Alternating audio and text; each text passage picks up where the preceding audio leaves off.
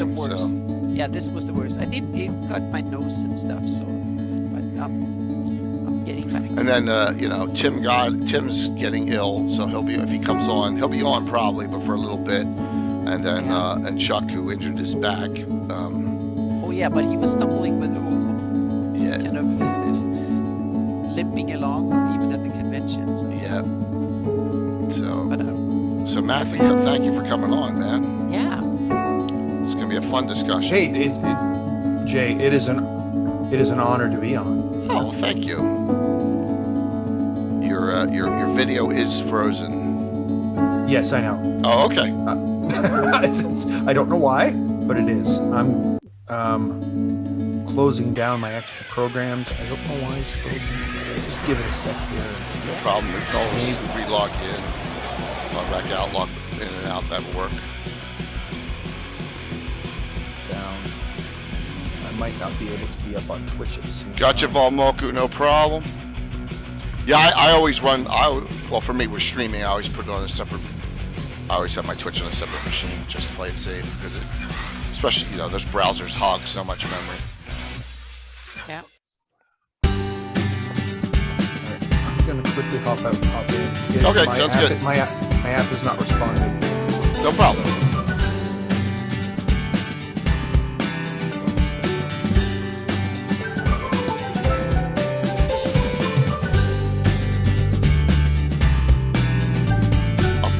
I'll kick that one when he gets on with the other one.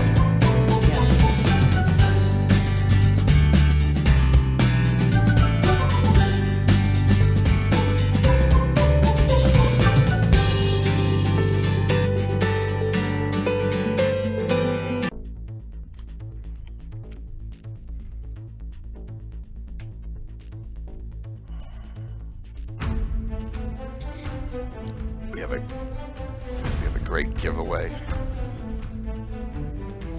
I didn't even know they had this, so can't wait to share this with everyone. Controller Games is something really cool that I didn't know. Chuck's like, "Whoa, you're doing." There he goes. You're doing classic stuff. So how about this? I'm like, "Yeah." So.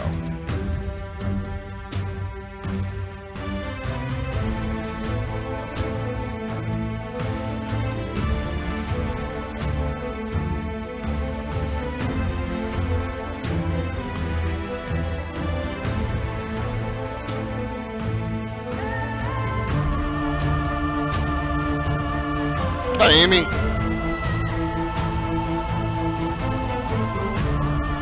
21 months. What's up there, Michael? I know you had a good time at GaryCon, which is awesome.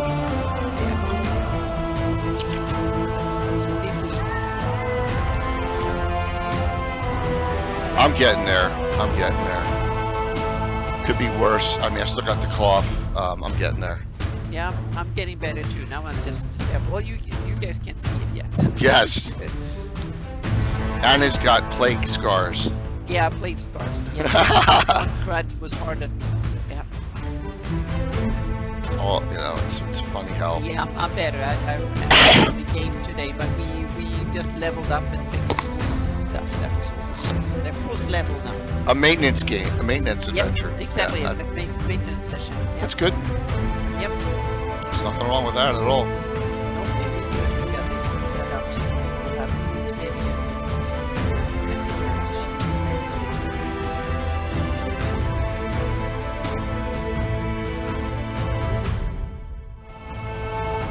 I'm pushing all my sponsors for new vids. I know I got one coming from Portrait Workshop because they're doing a whole new, you know, they're going live out of beta shortly.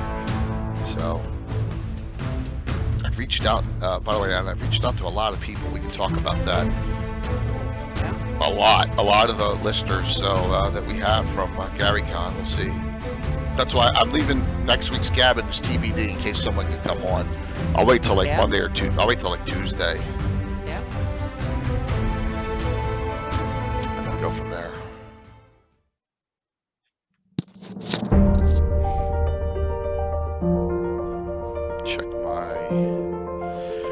Check.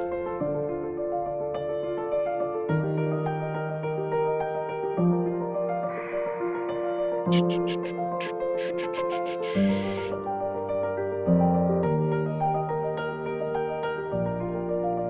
Furley.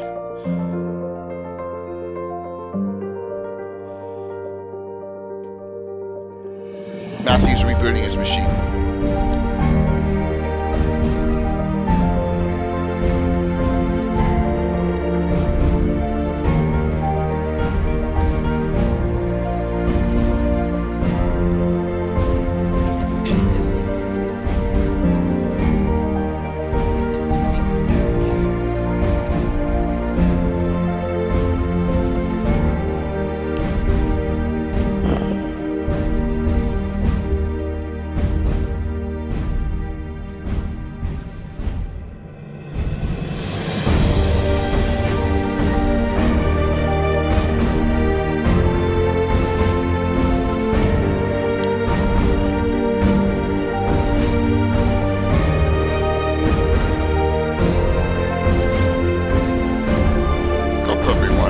Tonight as we're trying to get people rolling in here.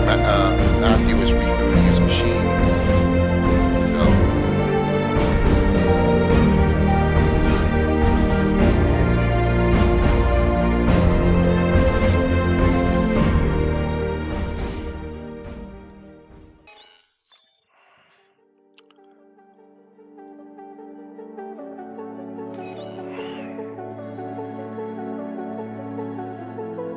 It was weird not having any preludes during GaryCon. I was like, oh, we're live. Turn it right on. Yep. Straight into it. Yeah. Live. What's up, Caesar?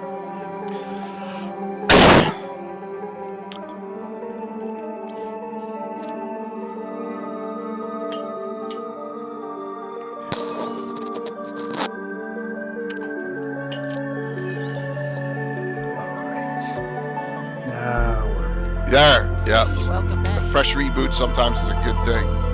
Yep. Absolutely.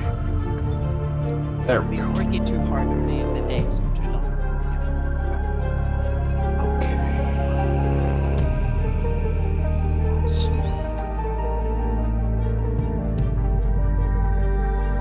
Thank you so much for being a Patreon member. Joining my patrons. Thank you. you're welcome. I think I switched to monthly because it was too much of a chunk at once, but Yeah.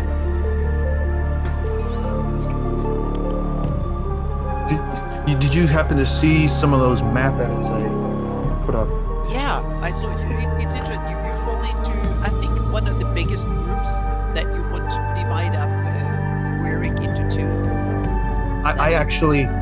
I was looking at, I came across just a random phrase in the folio, and it said there are 4 oceans.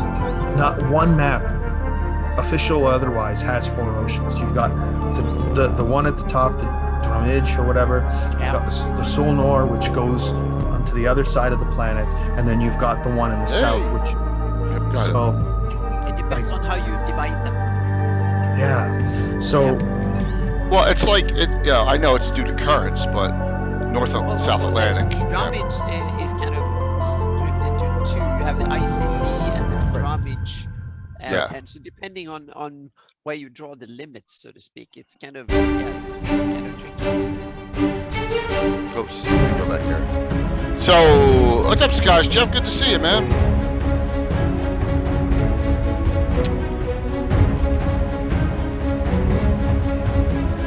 There you go, and you're on Twitch too. Woohoo!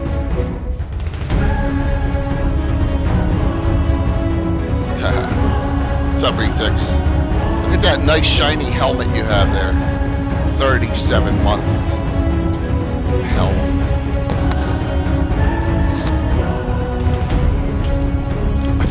I think I got those symbols through 4.5 years, and I think in 5 years I gotta get a new one. What's up, Jim? It's rolling in here, which is good. Should be an interesting discussion tonight. I would hope.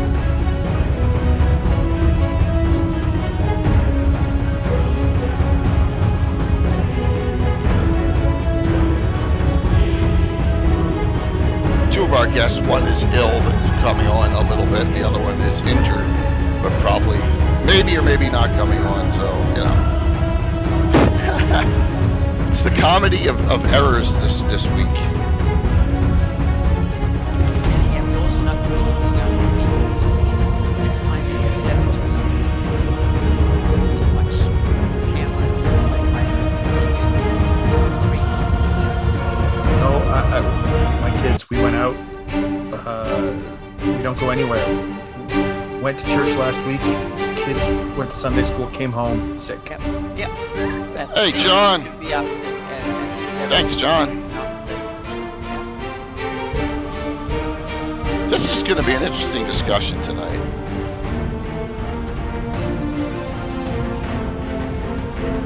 Please note, if you, and I normally don't say this, but I got a really cool giveaway tonight. And you know the little secret that subs get bonus tickets, so I'm just forewarning everyone. Because this is super cool. I didn't even know about this. So,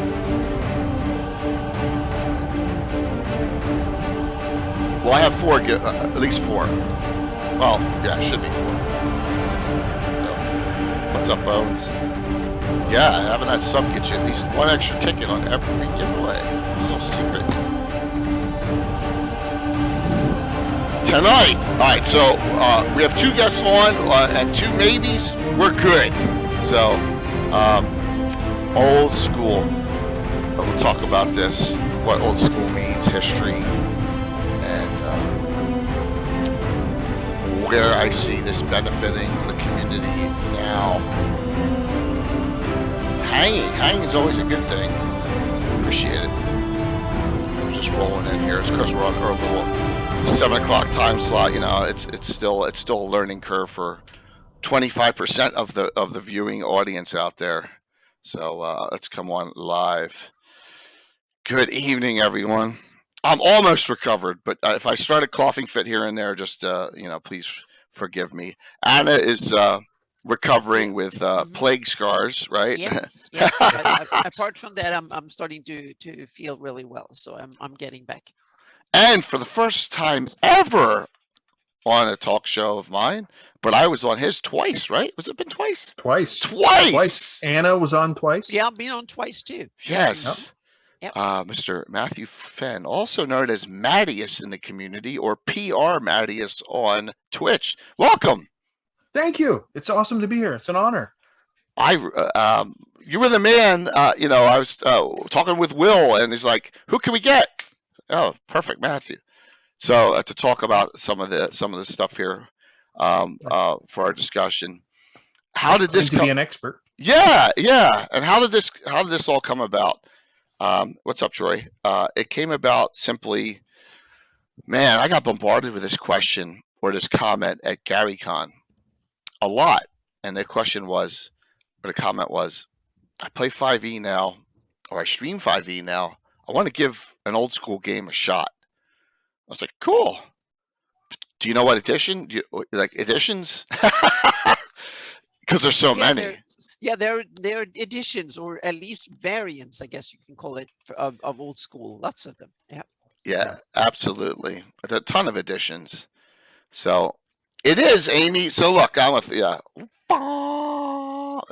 So we'll get to all that. I mean, it's definitely a wonderful thing here. I'll do this a couple times since we only got people were still rolling in. So Chuck got injured on his when he got home from GaryCon, helping his neighbor, and that's just the way Chuck rolls, right? So I'm like, what are we gonna do, Chuck, with the giveaways tonight? Because Castle Crusades is an old school system, and he's like, well, we're gonna give away a hard copy of that classic white box set compilation we have. And I'm like, what is that? And I'm like, Chuck, I don't know what you're talking about. He's like, oh, this. I know I have it here. Oh, hold on. Oh my God, I would have put 20 pictures on there we go. So this is the Castles and Crusades Classic Edition gaming box set. So we're giving away one of these. It's really cool. We're going to give away one of these in hard copy with shipping. And then at least yes. So, and this is like $50. So there you go. And with shipping, add another what 15. So you're talking about $65 value here. And then at least one digital, depending on if we get some hypes or whatever, we'll up it. But we're giving away at least 2 things. Hopefully as many as 4. I have not clicked drawing yet. So here I'm going to do that right now. But we'll talk about that as the night goes. But that's a cool. I love giveaways where I didn't know it existed. It was almost like Starship Warden, Matt. I didn't know about that really until I started getting the ads for it. Oh, don't worry about it, Mike. So, did you know about that? No, yeah. Did you know about that, Anna? About what? That white box set. I didn't know that they had that. No. Yeah. Is it standard CNC rules that has, or do they use THACO? I think it's OD&D converted to CNC or something. Okay. Whatever it is, it's cool, right? So Yeah. let me set the giveaway up here so you can all start hopping in on this. And I think that shows one of the integral parts of old school is the way the physical product comes. Right. That's one essential, even more so than maybe 5e comes in all sorts of varieties from digital tools and all sorts of stuff. But old school has more emphasis on the physical product than later editions have in some ways, meaning that the white box and the brown box and the red box and stuff are old school tropes that even later editions, meaning there was a 4th edition red box came out and stuff, so they are kind of almost nostalgic. It's kind of it's a big thing, and especially in old school stuff, I think. Thank you, Troy. Thank you, Bogart. There we go. We're going to get a hype chain up here very shortly, I can tell. So here's what we're going to do. I really appreciated the comments at GaryCon to do this. We're not going to go way back to OD&D. We're going to start at Holmes. We're going to do basic. So we're going to do BX 1 and 2, right? Holmes basic, Mulvey basic, BECME, which is Menser basic, AD&D, CNC, Ostrich, OSE. We'll talk about those. Sound good? Give you some options here. And where I see they fit in Greyhawk, some games, some adventures. What's your favorite out of all of them, Matt? Do you have one? I like Moldvay Basic and OSE, which are almost the same thing for me. So I've heard that OSE was based on Menser. It's not. It's based on Moldvay. It's Moldvay Cook. Oh, okay, great, very cool. Yeah, it's this Moldvay and Cook. Oh, he unplugged himself. I did it again. I disconnected again. Because I'm a dumbass again. So, all right, that you just taught me something. I thought I've heard it's always been based on Menser Basic. So, Hey, what's up, David? Yeah, there's flavors to those old basics. I remember I had the Menser red box. I think we started with, and then we had the blue box, and then after the blue box, we kind of skipped it into AD&D and never really came back again. So. When I was a kid, this was it, right? This is where I started. I started with the Holmes Basic set. Now I'm going to give you all a. What was that? Yeah, that was a kid, I think. The goblins outside the that's outside the door. I'm gonna confession. This isn't my original box set. That's in a million pieces. Small rule book. Keep on the Borderlands. Prison version, chits, no dice. But that was the same for me, and some other. The ads are in here and everything.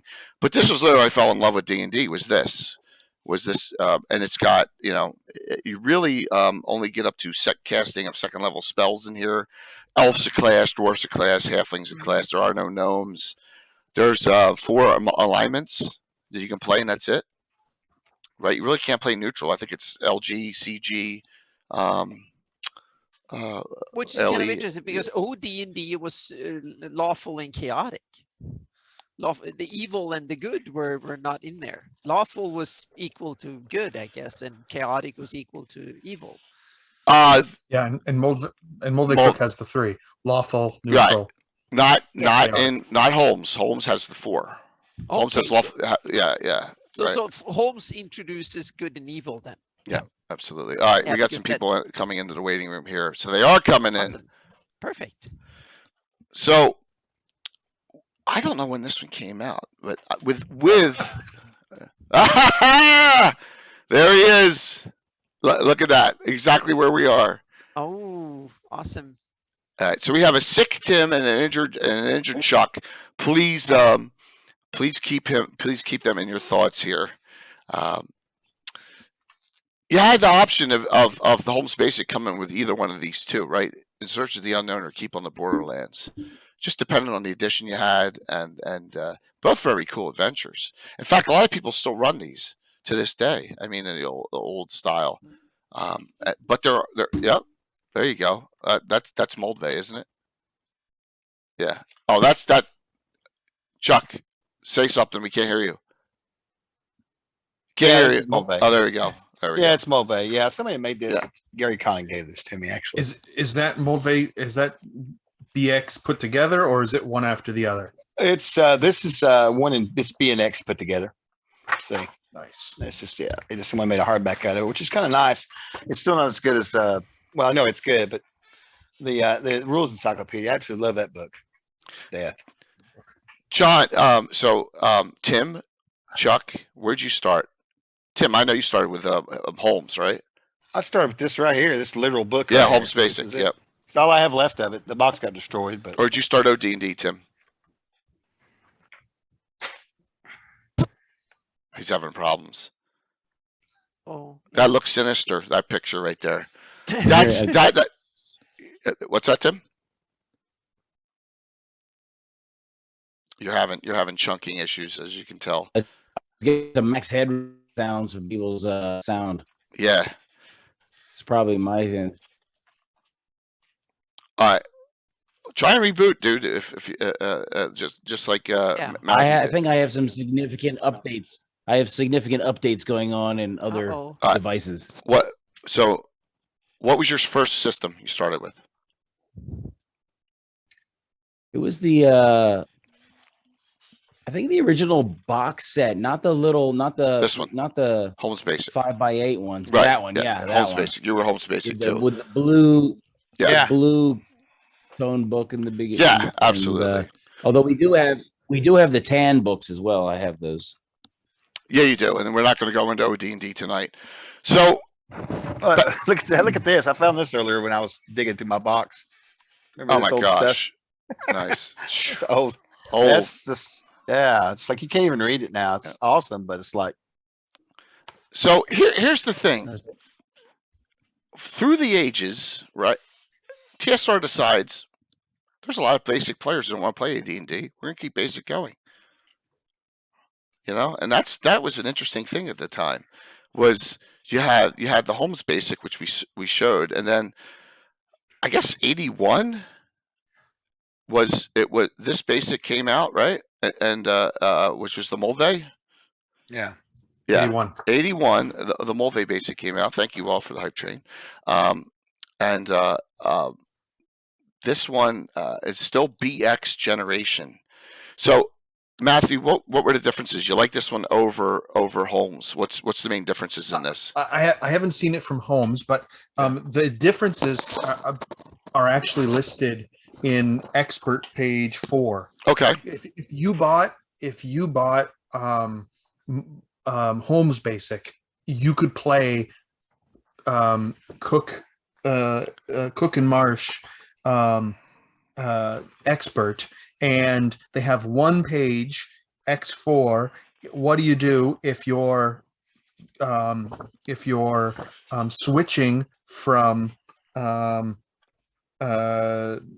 Holmes Basic to this, and so they have like a page and a half. I'd never noticed that before. That's crazy. Yeah. Huh. And so it's like it's alignment, encumbrance, weapons, monsters, a few treasures. It's not. It doesn't look like it's a whole lot. Probably presentation more than anything. Yeah. That's what I thought, and I mean, we were playing AD&D at this time, so we're like, oh, we're not gonna get into basic at all. But with this came expert, and then with that came and I have it scrolling through. we all just grabbed it right away. You know, X1 and Kessel Ember, yeah, you know, Isle of Dread was right there. It's You my know, favorite. and I believe this one too. Which, if you have the orange copy of this, you're a wealthy person. Yeah. Oh yeah. Yeah, Palace of the Silver Princess. Now I remember Tim's dad running us through this. I remember this. Tim's dad ran us through this. Oh really? And I wasn't mad at him, but he pulled a typical thing that I would pull. I used an augury spell to determine where we should go. Should we go to the upper floor? Would it behoove us to go to the upper floor? And the answer came back probably not. And we went up there, and that's where we should have gone in the first place, which was funny. So he tried to misdirect us. See the things you remember from a kid when an adult tries to trick you? And then it's his fault that you do it now. It's your fault. Yes, exactly. DM Samuel listed a good point. Holmes Basic only had 1d6 damage. Moldvay Basic starts with 1d6 and then gives you variable weapon damage per for your different weapons. That was new in the basic line. That was That's a big change up. And with that, that's a great point, because we didn't know going from basic to AD&D. I don't even remember thinking anything different about it. You know, maybe it was because of the switch up with Mulvey. Maybe it kind of prepped us, I guess. You know, I've heard, maybe somebody can correct me if I'm wrong, I've heard that Holmes Basic was made as a prep for AD&D. I wouldn't doubt it. Yeah, because there's spells in there you can't cast on the levels you can get in Holmes Basic. that's right. Right. The third edition. Yeah. And whereas now it's a different product, a different line. Absolutely. Yeah. So we had the issues like, and there's my basic box set opened up. So we had the issue that we didn't know that Lucerne Hammer wasn't a blunt weapon, because we didn't know any better. No one knew. Well, you just think hammer, you know. Yeah, it was this funny. I knew it was. Alderman says no. Yeah, but they had a weapons school in polearm school and weapons school in Dragon Magazine, like that cleric carry around, and to my amazement, he was a polearm. I knew it was, and I've been to the armor section in the Philadelphia Art Museum too many times. I already knew what it was. Yep. Very, very cool. So you had basic and expert. So you had BX still. You're in the BX era. And then that came next, and it's up right now. And that is the third basic, which is Menser. And now it's called BECME. Basic, Expert, Companion, Master, Immortal. So they got 5 box sets. Mm-hmm. A little overkill, right? I mean, you go up to level 36, I think. And that's where BECME comes from. It comes from the original Menser Basic. So the first two are considered BX, and then you got BECME as a system. We're trying to get through all the terminology. Yeah, that's what this whole book is right here. Is all 5 of those in one book. Oh, okay. Wow. Which is really handy to have. This right here is actually a print-on-demand copy I got off Drive-Thru, and it's excellent. Awesome. Yep. It's really good. Yeah, Mike, you did learn that 2 weeks ago. You were talking about that. Absolutely. That's really really cool there. So just to note that with basic, it's a good place to start, especially if you're playing with kids or whatever. I mean, it's easy. Oh yeah, It's really easy. Excited nice. Yep. Yeah. I heard the number one issue with Menser Basic is they nerf thieves, and thieves are terrible. And anyone know anything about that? Yeah, what happened was I think they were given the directive to stretch it to 36 levels. And so if you have Menser Expert and you look at your thief table, and then you grab Companion and check the thief table from Expert to Companion, depending on the edition you have, you'll know your level 14 thief is rolling 99% chance to do it. But then once you switch to Companion, it drops down to 75. Yeah. And they fixed that late in later printings. But even Frank Metzer on Facebook will say that the thief class in Beckme is nerfed. Just use Moldvay Cook and stop there. Okay. Yeah. Interesting. So rules. You want to play old school. Note the following. No rules are ever static. If they are, then you are the best DM in the world. Because I change rules constantly. Tim does. Tim's added. How many classes did you just add, Tim, to your game? And your game's old school too. Oh, and Robert Hartley's coming in too. Woohoo! Awesome, Robert. Probably about 10. Oh, I thought it was more than that, man. Well, I had 30 you could choose from, but some were. Maybe I added more. Maybe 15. I think, yeah, you did a ton. So, Robert and crew, thank you so very much for coming in. Robert will be joining us next Saturday night. We'll talk about that shortly. Note, everyone, great giveaway tonight. A hard copy shipped anywhere in the world, Chuck, from Troller Games. And plus 3 digital copies of this as well. So please feel free to sign up, ! Drawing. It is the white box set from Troller Games, an ode to the OD&D rule set. A really, really beautiful. So please feel free, everyone, to sign up. And note that subs always get a bonus ticket. So there you go. And thank you. Very kind of you, Robert. And looking forward to adventuring with you Saturday night. I'm sorry to go off on a tangent here, but he is. His character is, I'm going to show everyone, Sir Harold Gutherick, Lieutenant to Sir Harn. Yes, even got the little Sir Harn symbol on there. There we go. Have it on there. What a cool story we're going to have for that. I can't wait. With Sir Harold Gutherick and the Slav Squad. So, yes, it's so excited to play. Hang out here if you can a little bit, Robert. We're talking old school now, 1E, 2E, and all the systems. We're on basic now. So, go ahead, Tim. Huh? That's awesome. What was the question? So, no rule system is static, right? Yes, I So, you and I play different versions of 1E, correct? Basic is your jam. That's cool, man. So, different versions of 1E. But you were really much more basic than I am in the rules. Way more basic. So, but give me some secrets, like something you liked from the basic era that you're like, I got to use that. Shoot. I think it's kind of like knowing grammar in your own language. You can't articulate it because it's just there. True. What's really interesting is that they actually say that on page B3 of Moldvay Basic. It says these rules are guidelines. Yeah. And it's changeable. To actually have it in the rules that these rules are guidelines, not so that somebody can't say, oh, but it says on page. They were very good about making that clear, and most of the earlier editions of D&D, somewhere in the book, they would have something about that, or even as far as being a GM and having like control over the story design and stuff, you know. Basic D&D is the version where I've only had a family, the only one where a family member DM actually killed one of my characters. Interesting. And my here's dad, there's some really cool things that people don't know about that we're going to share adventures too.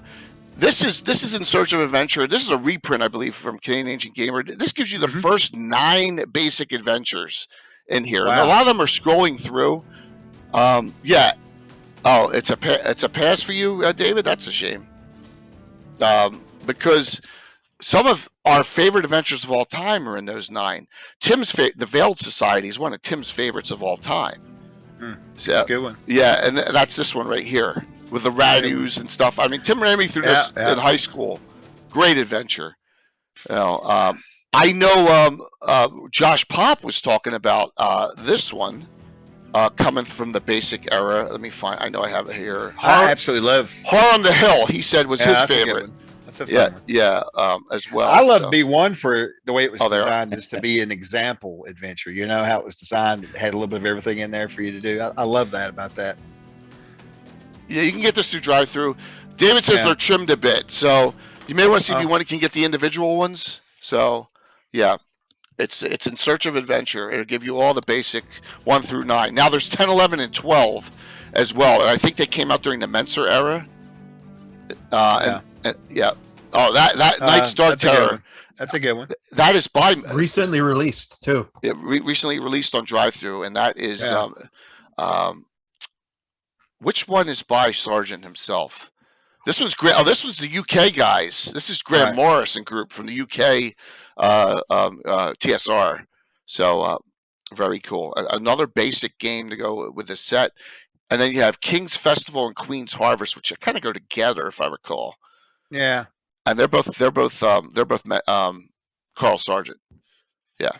So absolutely. So during that era. So this is Carl Sargent pre From the Ashes, if I recall correctly, on the box set. By the way, thank you all for the wonderful follows and the support. Note, every 1,000 followers through 10,000, I give one of these away. These are real. This isn't a reprint. So when we get to 8,000 this month, we'll give away our 8th Best of the Dragon Volume 3, my favorite publication. So you have 12 adventures here to choose from that you can for basic play, and you actually have a 13th if you really want to talk about it. You have this solo adventure by Merle Rasmussen, which is Ghost of Lion Castle. I've never played it. Anyone here dabbled with it? Got it, but I don't No. know if I can't remember playing it. I may have. That's the whole thing about these discussions, Nero. We try and I'm an old school DM. Tim's an old school DM. We've been friends since 1980. There's a lot of old school Castles and Crusades by Troller Games. Our sponsor, Chuck, is old school. Mattias is an expert in OSE, old school, and Ostrich, which we'll talk about. So we're going to bounce around a bunch of them. Anna, did you ever delve in any of these? Oh, sure. I started. We probably had a serious copy of the OD&D white box or brown box, so one of those rules. And we played probably about 6 months or a year, and then we got a red box, and that was the first kind of firm, real product I had myself. We bought red boxes, Frank Menser red box, and that was the first year, the second year of my game, so to speak. And then we moved on from there, like into AD&D.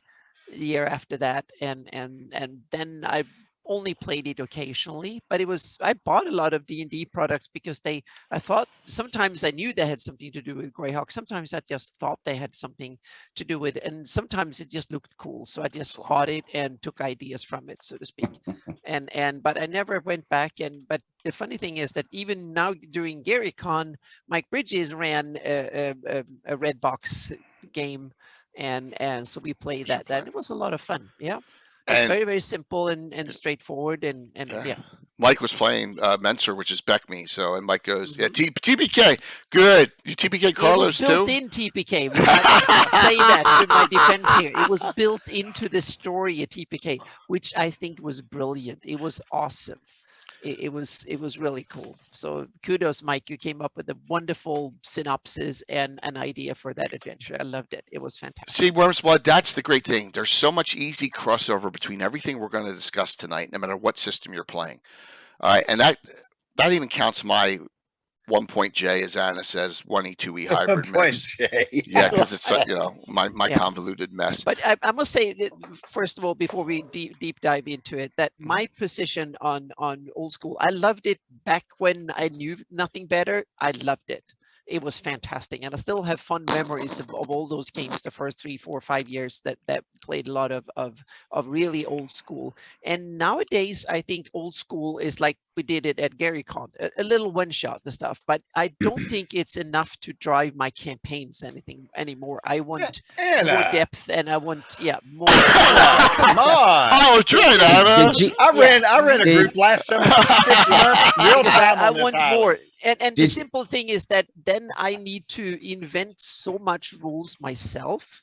Yeah. If I really, so I could probably get into late second edition with a bunch of stuff that will probably, or CNC, would be the option for me, so to speak. But earlier edition don't have enough. Then I need to invent it anyway, and then I'm lazy and Yeah. say someone has already invented it for me, so to speak. Did she? Yeah. Did Anna? Did you say you want more death or more depth?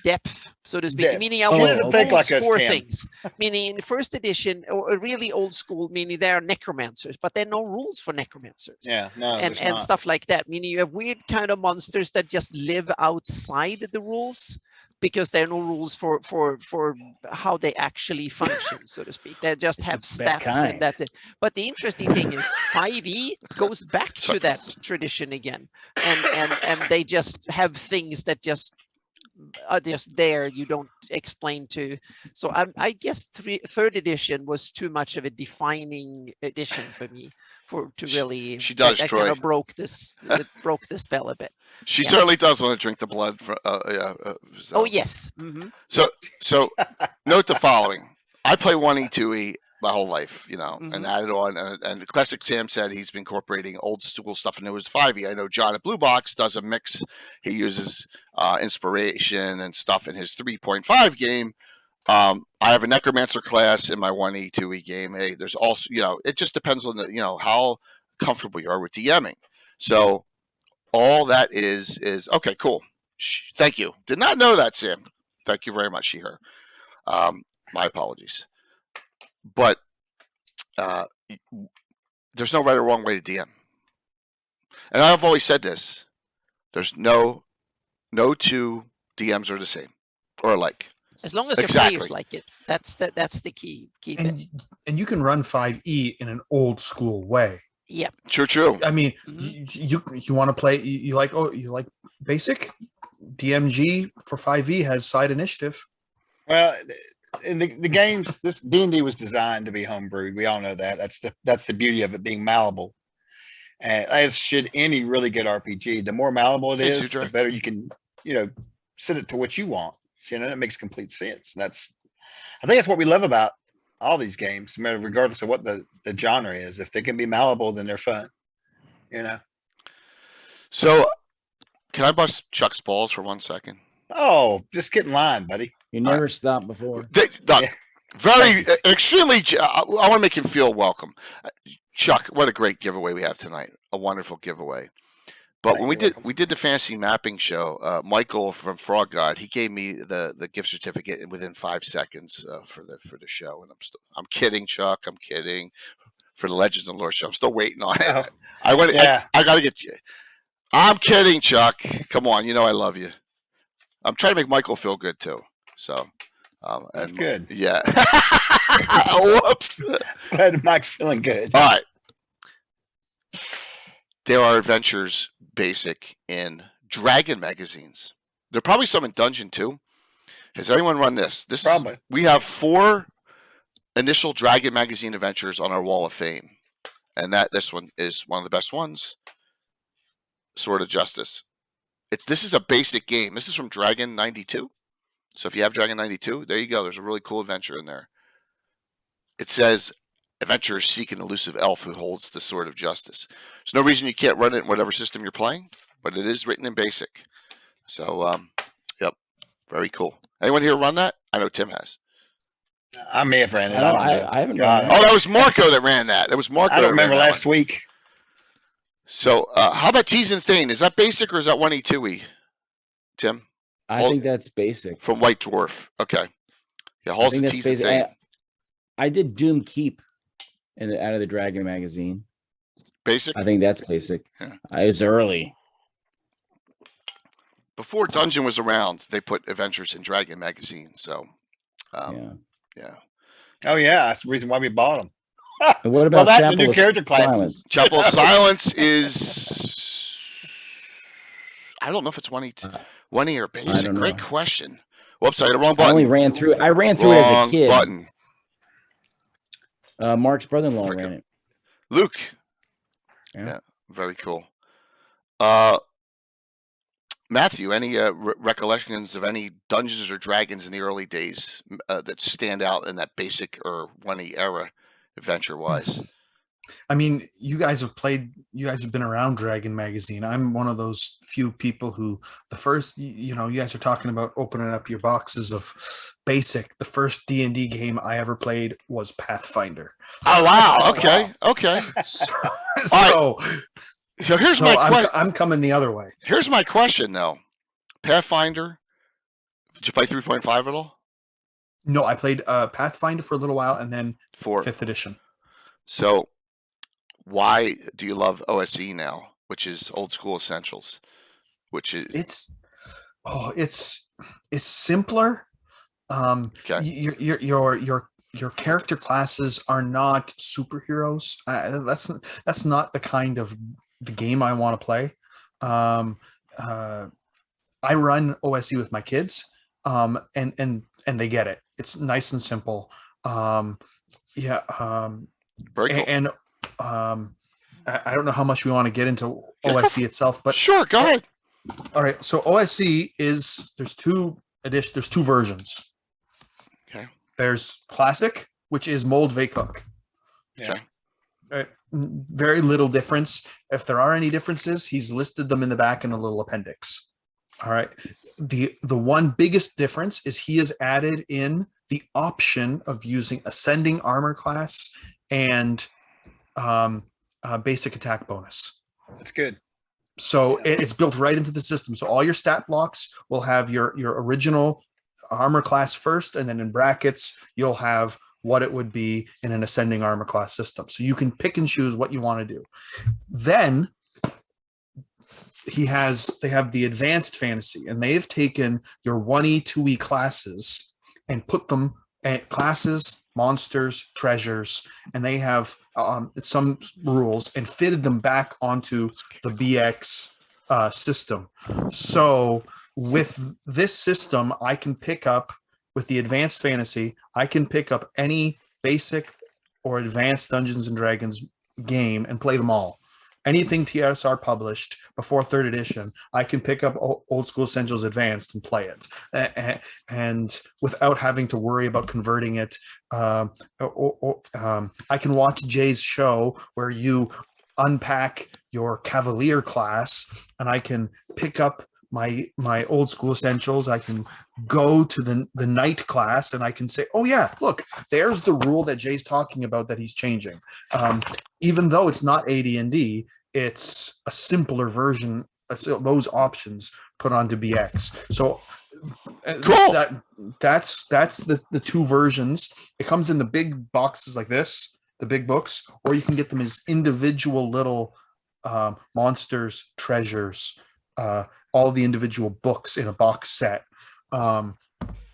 So that's why I like it, and it's very different from 5th edition in that it expects you to play different. There's no skills, right?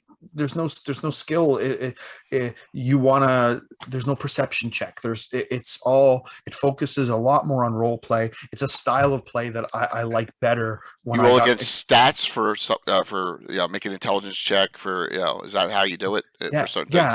Yeah. And it's too. flexible. Yeah. It's flexible because it requires the DM to think on the fly. Right. Is that intelligence? Is that strength? Okay. Yeah. So I mean, I like it a lot, especially for and this is exactly what Anna was talking about. Anna was talking about presentation, how presentation was a thing. The reason why I think this was successful is the presentation. All your classes are on 2 pages. That's it. Wow. So Okay. your class, 2 page. Cleric, you don't no page turning. Inside covers, WotC, inside covers. All your special tables that you need to run the game. Don't Very waste cool. any page, right? Like that's very well designed books. Art, full page art, artwork. Really, they're a very well designed book, and they kind of fit that niche that Anna was talking about. Okay. That's awesome. Hey, George. Good to see you, Gary Con. And They have Yeah. here's a Greyhawk reference. I printed this out, but they have lots of these zines that are that are made for OSE or other things, which are adventures that you can pop in. Well, in the Shadow of Tower Silver Axe, which is designed for Old School Essentials, when he talks about the setting, he's made up this setting called the Gemthorn. He says the Gemthorn is a classic fantasy setting, similar in vein to the settings of your a la Greyhawk. Huh. So Greyhawk is inspiring adventures to be written for Old School Essentials, at least if this guy. So that's kind of cool. Stefan Strategy says, love this Old School Essentials book. So well done. Really cool. It's another option out there. I've never looked into it myself because, I'm happy where I am at 1E, 2E. Tim, you're happy in 1E, right? I'm 1/2 point Tim. Yes. I have a non-weapon proficiencies, so it's a little bit 2-ish. So for all of you that just hopped on, note that if you really want to see Death and Destruction at the end of the month, Tim will be back DMing again, but this time with the higher level ones, right? The Dark Hand. Right? It's just the 2 fingers of the Dark Hand that missed the last adventure. What happened to them? Where are they? Yeah. Saturday, April 30th. Rattlebones wasn't with him. He was out and about doing something.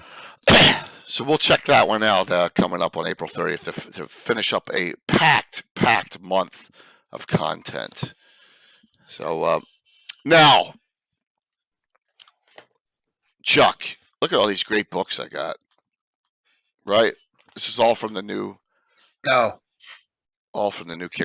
right? We got some great things here. Right? Player's Handbook, Ode to the Original Player's Handbook. Spellbook, Adventure Spellbook, Player Archive. I don't know where my Castle Keeper guide is. It's somewhere around here. So, tell the audience a little about CNC. CNC was something that we kind of came up with in the late 90s when we were started publishing Gary's stuff. He kind of sat down with Matt Golden and Stephen Schnall's brother Davis were the ones that designed the initial mechanics around the Siege engine, which is the mechanics that we use from I guess everything we publish pretty much now. So that's really the main thing to look at first is the way that the whole system's set up with the 12/18. There's different ways you can do it. The system's designed to be very malleable, like I was talking about earlier. That's why I love it so much. I played it when it first came out in 2003 when we published it as Castles of Crusades. Before that, we were doing the whole D20 thing, with Gary and everything. But anyway, it's basically got very simple checks. It's designed around a lot less checks versus some of the modern games today. It's very much designed for theater of the mind, but it's all really just set up to where the DM or Castle Keeper or the GM, whatever you want to call yourself, really has control of the game and makes a lot of the final decisions. There's not a lot of rules. I mean, there's rules, obviously there's rules, but it's not going to tell you how to play the game at all. That's going to be up to you and the GM, how that runs. A lot of people here have played it and realize I run a lot of first and second edition stuff through it because it's pretty seamless. It's ascending AC. We got rid of THACO, but it pretty much plays like Gary said it would have been third edition if things wouldn't have turned out the way they would have. And that's kind of how we kind of took the whole Castles of Crusade Society thing seriously because of Steve and Gary gotten really close and everything. And so we kind of try to carry the torch with that and the design of it. But yeah, it's a pretty malleable game. I mean, everything's optional, like the CKG that he was talking about. I don't know where mine's at, back here somewhere. I had to load some stuff, but it's just a book filled with nothing but optional rules. I mean, that's all it is. So you can have feats if you want them. You can have skills if you want them. You can have laser guns if you want. In that book, it's got everything. But it's designed that way so that the base game is just set around you designing a story, and then you just kind of fill it in with checks when you need to. To give you a very good example, if you're playing a classic iconic class, let's say a barbarian, and you're in a dungeon, you got to knock down a door. Most GMs that run the game correctly won't ask you for a check. They might ask you how you knock it down. Maybe there's some sort of a role play effort there, but they're not going to waste time with something as obvious as that, And I think that's where a lot of these games nowadays, they really they almost just run the whole game for you almost in a way, you know, and this is a step back the way it used to be with how, honestly, when I was growing up playing basic and even first and second edition, it seemed like we're always trying to relearn and learn the game as we went along. It was always new stuff coming out and we had to try to learn and learn and learn and learn. And so it kind of goes back to that too, because a lot of it's, you just kind of have to ask yourself, can I do this? You know, it's not going to be in the book or whatever. You're going to have to ask the GM and he's going to come up with a way to have a check versus your attributes. Now that's a cool thing about that too. Let's say, for example, that, and this is going to sound weird, but just to give you an example, you can't break the game. Like if, say, for example, I wanted the barbarian to have a check, right? And I wanted him to have a much harder time at it. I could tell him to give me a charisma check for it. Now that you may think to yourself, what does that mean? Is he going to like tell the story and bore it to death that falls apart? No, but I'm just saying you can actually use different attributes and switch them around. It doesn't break the game at all, which is kind of neat. Because a lot of times, you know, if I want a wizard, maybe a wizard's smart enough that he figures a weakness in the door and he can bust it down. You know, that kind of thing. You just kind of have to play around with it. But the point is that you can do that and it doesn't break it. And that's probably my favorite thing about it is you can make a character in 10 minutes or if you want to. It's pretty basic on that whole deal too. There's not a lot to it. Now, like I said, you get the Castle Keeper's Guide. You can plug in feats and all that. If you want to make it as cringy as you want, you can go for it. But the base game's pretty basic. And that's probably what I like about the mess, because I can sit down with a group of people. I can run through a combat/check scenario, and then we can sit down and make up characters and have a couple combats all in one session. So that's pretty good in my book. I'm going to, Michael, I'm going to address that, exactly what you just said. The multiple 6 floating 20s. I'm going to address that, what we do, because you're absolutely correct there. So to note how interchangeable things are, everything we've discussed is pretty can be used in different systems. Both of these are on Anna's map now. The locations for these, I've run these in my campaign. I've streamed these. These are both Castles and Crusades adventures. All right, both of them north of Narwhal and the Wild Coast. So you have Shadows of the Halfling Hall. You won. Ran it. Loved it. I loved it. Love this one. It's a good adventure. Yeah, it's good. It's good. The second one, it's more outdoorsy and it fits perfectly into my game style. A little disturbing, but I like disturbing here. So does Tim. And that's Verdant Rage. All right. Now this is going to tie in eventually to Dark Druids by Rob Kuntz. All right. That's my goal. That's my goal. Kind of works together. Yeah. So all these plans, best laid plans out there. So, Matthew, used any of the adventures or anything from CNC? No, I haven't heard. I've heard about CNC from the Discord. Okay. There's guys who are probably watching right now who've heard about it, and I just haven't had a chance to check it out. Okay. But very cool. I might have to. Absolutely. I mean, I like all games though. I play everything. I've read a Coriolis game on Tuesday night, so I'm all over the place when I get the game. I get to try to play different stuff anyway. It's fun. I mean, a lot of adventures published either in the old school or even current published adventures. You can take them and place them. You can find some place to place them in Greyhawk. Yep. Always. Oh, and I like it when a little mini setting is given to you and the author of the setting says, oh, by the way, wherever this fits in the world, you pick a game world and just slice this little world, this town, this village. That's the best, because then you can make it your own. You can pop it in here. And like we were talking about the B1 through 9. Yep. This is all set in Karamikos in Mystara, but Right. I placed them in the Bone March. Interesting. And it worked. Keep on the Borderlands is Kendall Keep from the Return is placed in the Yeomanry. My Keep on the Borderlands was placed in the Shieldlands. Now, so we have a group called the Shieldlands group, the Keep group, and that's where it comes from. Running Keep on the Borderlands. So I ran Night's Dark Terror in Jeff. Absolutely, you can do a lot of that stuff. So, Anna, go ahead, Mike. Yeah. Matthew, go ahead, Matthew. Oh, I was, I'm the creator of Old School Essentials. Gavin Norman has a Fey forest subsetting that he's releasing. His Patreon has got the updates and it's a hex crawl and all. Well, he explicitly does this where he says this. I'm not giving you the details of this religion or this world because it's for you to fit into whatever world you're playing. Smart move. And I'm gonna put it in the always best. Yeah, so I'm gonna put it in High Folk with the Vespa forest. Perfect. There's a big forest there, and you can easily just spot it right in. Oh my gosh, land of the timeless trees up there, all sorts of things you can do. Absolutely. So Anna, I know you're not a module runner at all, right? For the most part, you are a home brewer all the way. Yeah, I'm like I don't run little piece me. It's like big stories. Where everyone dies. No, I'm just that kidding. happens. Yep. That happens. Yep. There's Patrick, an ancient gamer. Thanks, Hey, Patrick. Patrick. Yep. Tim, how you feeling? All right, man, so far? Somehow he got the con crud by talking to me on the phone.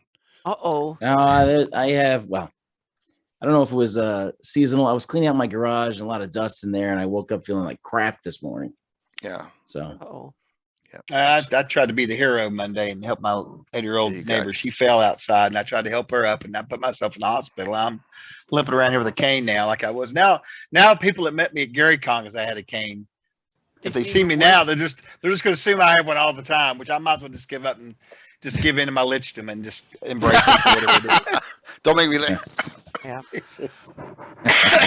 See what happens when you make me laugh, you make me cough still. Yeah. Oh, man. But one interesting thing we talked about a couple of times here, and that is that back in the day you were tweaking the rules and you were kind of going with the flow and stuff, and that kind of is not so much the case in modern rule systems. And I think that one of the main culprits for that is organized play, and we kind of organized play has given so much for the hobby because it opens up enormous amount of play opportunities for and it reaches out to more gamers because you don't have to go home to people to find it. You can actually go to a game store, etc. So there's a lot of plus with organized play. One of the downsides with organized play is that it requires a standardized, similarly interpret game style and rule system that plays more or less the same across multiple tables and across nations and across the world. And I think that idea took away something from games that I kind of that was one to me one of the cornerstones that I've taken with me from old school all the way, meaning you tweak the game to it fits you and your group. That is essential, and that is something I think died a bit with organized play, because then it was as rules written and there needed to be rules for everything in order to facilitate the game. That's how 3.5 let me do too. Let me do a shameless plug about Endless Worlds coming out this summer. Completely sandbox organized play. Just put that out there. Yeah. Oh, yeah, but there are a lot of upsides to organized play, but I think the standardization of a rule set and that you're supposed to follow it for good reason in organized play is one of the downsides. It can be. Absolutely. Exactly. It can be. It doesn't have to, because I loved organized play and loved it for what it was, but that it only affects my home game in some instances because I played very different when I ran my own campaigns. I didn't try to emulate it, and I think that's important to kind of show. And that's something that I hope this Twitch channel, a lot of other Twitch shows and blogs and stuff go out and tell. And that's why I love that there are old school revivals, so to speak, because I see them as they are an important bit, and also because they tell the story of where D&D and role-playing game came from to a younger audience. It has a history behind it. Exactly. You know, it's not just something that came out last week or whatever. So I think for those two very, very important reasons, meaning tell how the game was played back in the day, and also a lot of cool products and stuff back in the day, that really fills a purpose, so to speak. And then we have what I would say kind of cross old school or hybrid the CNC, meaning CNC plays it very much like old school, but it also have a lot of rules elements and stuff. A lot of modernization. Exactly. Yeah, for sure. So it plays a bit like a hybrid. I haven't played it much, but I played it a few times, and I must say that it plays swiftly and quickly without much recalculation, just like 5e or something, but it still has the feel and look and the serial numbers of an old school. So it it plays like I play. Quick. Yeah, kind of quick and fast. Yeah. Yeah. I mean, Yeah. if you follow the rules as written and train your players to just follow the simple basic combat Yeah. steps, Mhm. I And- can get combats off fast now. I like it a lot. That's why I went back to it. I left it for a little while. Yeah. But anyway, you know, but I went back to it because I just got so wore out with the newer version games. It just wore me out with Yeah. the constant checks and measuring and just, whew, got to be too much for me. I'm too old for that stuff now. I just want to tell a story, you know. That's all I want to do. And it kill sounds people. I mean, no. Go ahead. it sounds like a lot of people, a lot of 5e players are interested in hey, let's do a couple one shots in an old system. I think you're right. And that's why this discussion is important. You know, CNC, you're saying you can pull up some characters a couple minutes and start playing. BX 3D6 down the line, you're playing, right? Yep. The older systems are good for that because you can jump in right away and start playing. And I mean, I've never played. I had never played AD&D Osric before, and I was our DM Oblivion Seeker, who comes on the show here frequently. He has us all doing an occasional 1E campaign using Osric. I'd never played AD&D before in my life, and now I'm playing. Tim, you had a comment, and then I'm going to go link to. Oh, I was going to comment on the over-rulifying of the organized play. It kind of it diminishes the wonder and kind of equips rules lawyers. Yep. So that's the downside. Yeah, my whole key to that, Tim, with my design with this is that very complicated stuff is like phase 7. It's like do the easy stuff first, and then if there's enough interest, you know. But doing that, I'm like you. You lose that wonder. Absolutely. What we have in front of us on the screen is Old School's Reference Index Compilation, Osric. Osric is basically, back in the day, they had an open game license, is how you can publish 1E games with this license. That's basically what it's for. How do I know this? Here goes the plug. Shameless plug coming up. There it is. Compliant with Osric. There you go. What's that, Jay? It's my module, so screw it. Oh. Second, by Carlos, licensing company CSL Entertainment. All of Carlos's adventures, and I have a lot of them here, are Osric based. They're not 1E based. They're Osric based, and he has to do that so that his license, the license is good, and you don't get the hammer down on you. You can't have it saying I'm licensing a 1E product. You have to license an Osric product, but that's okay. And this is one of the ones we're going to run soon with Slippery Keda from the Slave Lords. Oh yeah. We're going to be running this soon. So that blood is thicker than water. Yeah. Homemarsh Romp, we did that. Yes, Homemarsh Romp, we did that at GaryCon. That's how this discussion came up. Wow, thank you, Classic Sam. That was really appreciate it. Thank you so very much. Very kind of you. Hopefully, you can. Hopefully, this intrigues a bunch of you, and we can join the community here. Let me hit up our multiple. We have Cannon Fire Discord. We have Virtual GrowCon Discord, and if you want to go to GrowCon Online, you go to Discord. You go to the GrowCon Online website and link their Discord there. Hey, Mike, good to see you, Celestian. Yeah, Mike's right about that too. I've got some of those. Those advanced adventures. Yeah. Expeditions Retreat Press is good. Creations Edge Games is good too. Another one I use a lot of, and they're real small, and they're $1.50 each. So, thank you, Patrick, for doing that. Really kind. So, we had this discussion. I'm going off on a tangent real quick here, arguing that WotC does not support old school play anymore, and the answer to that is that's incorrect, because of Celestian, Mike, and others.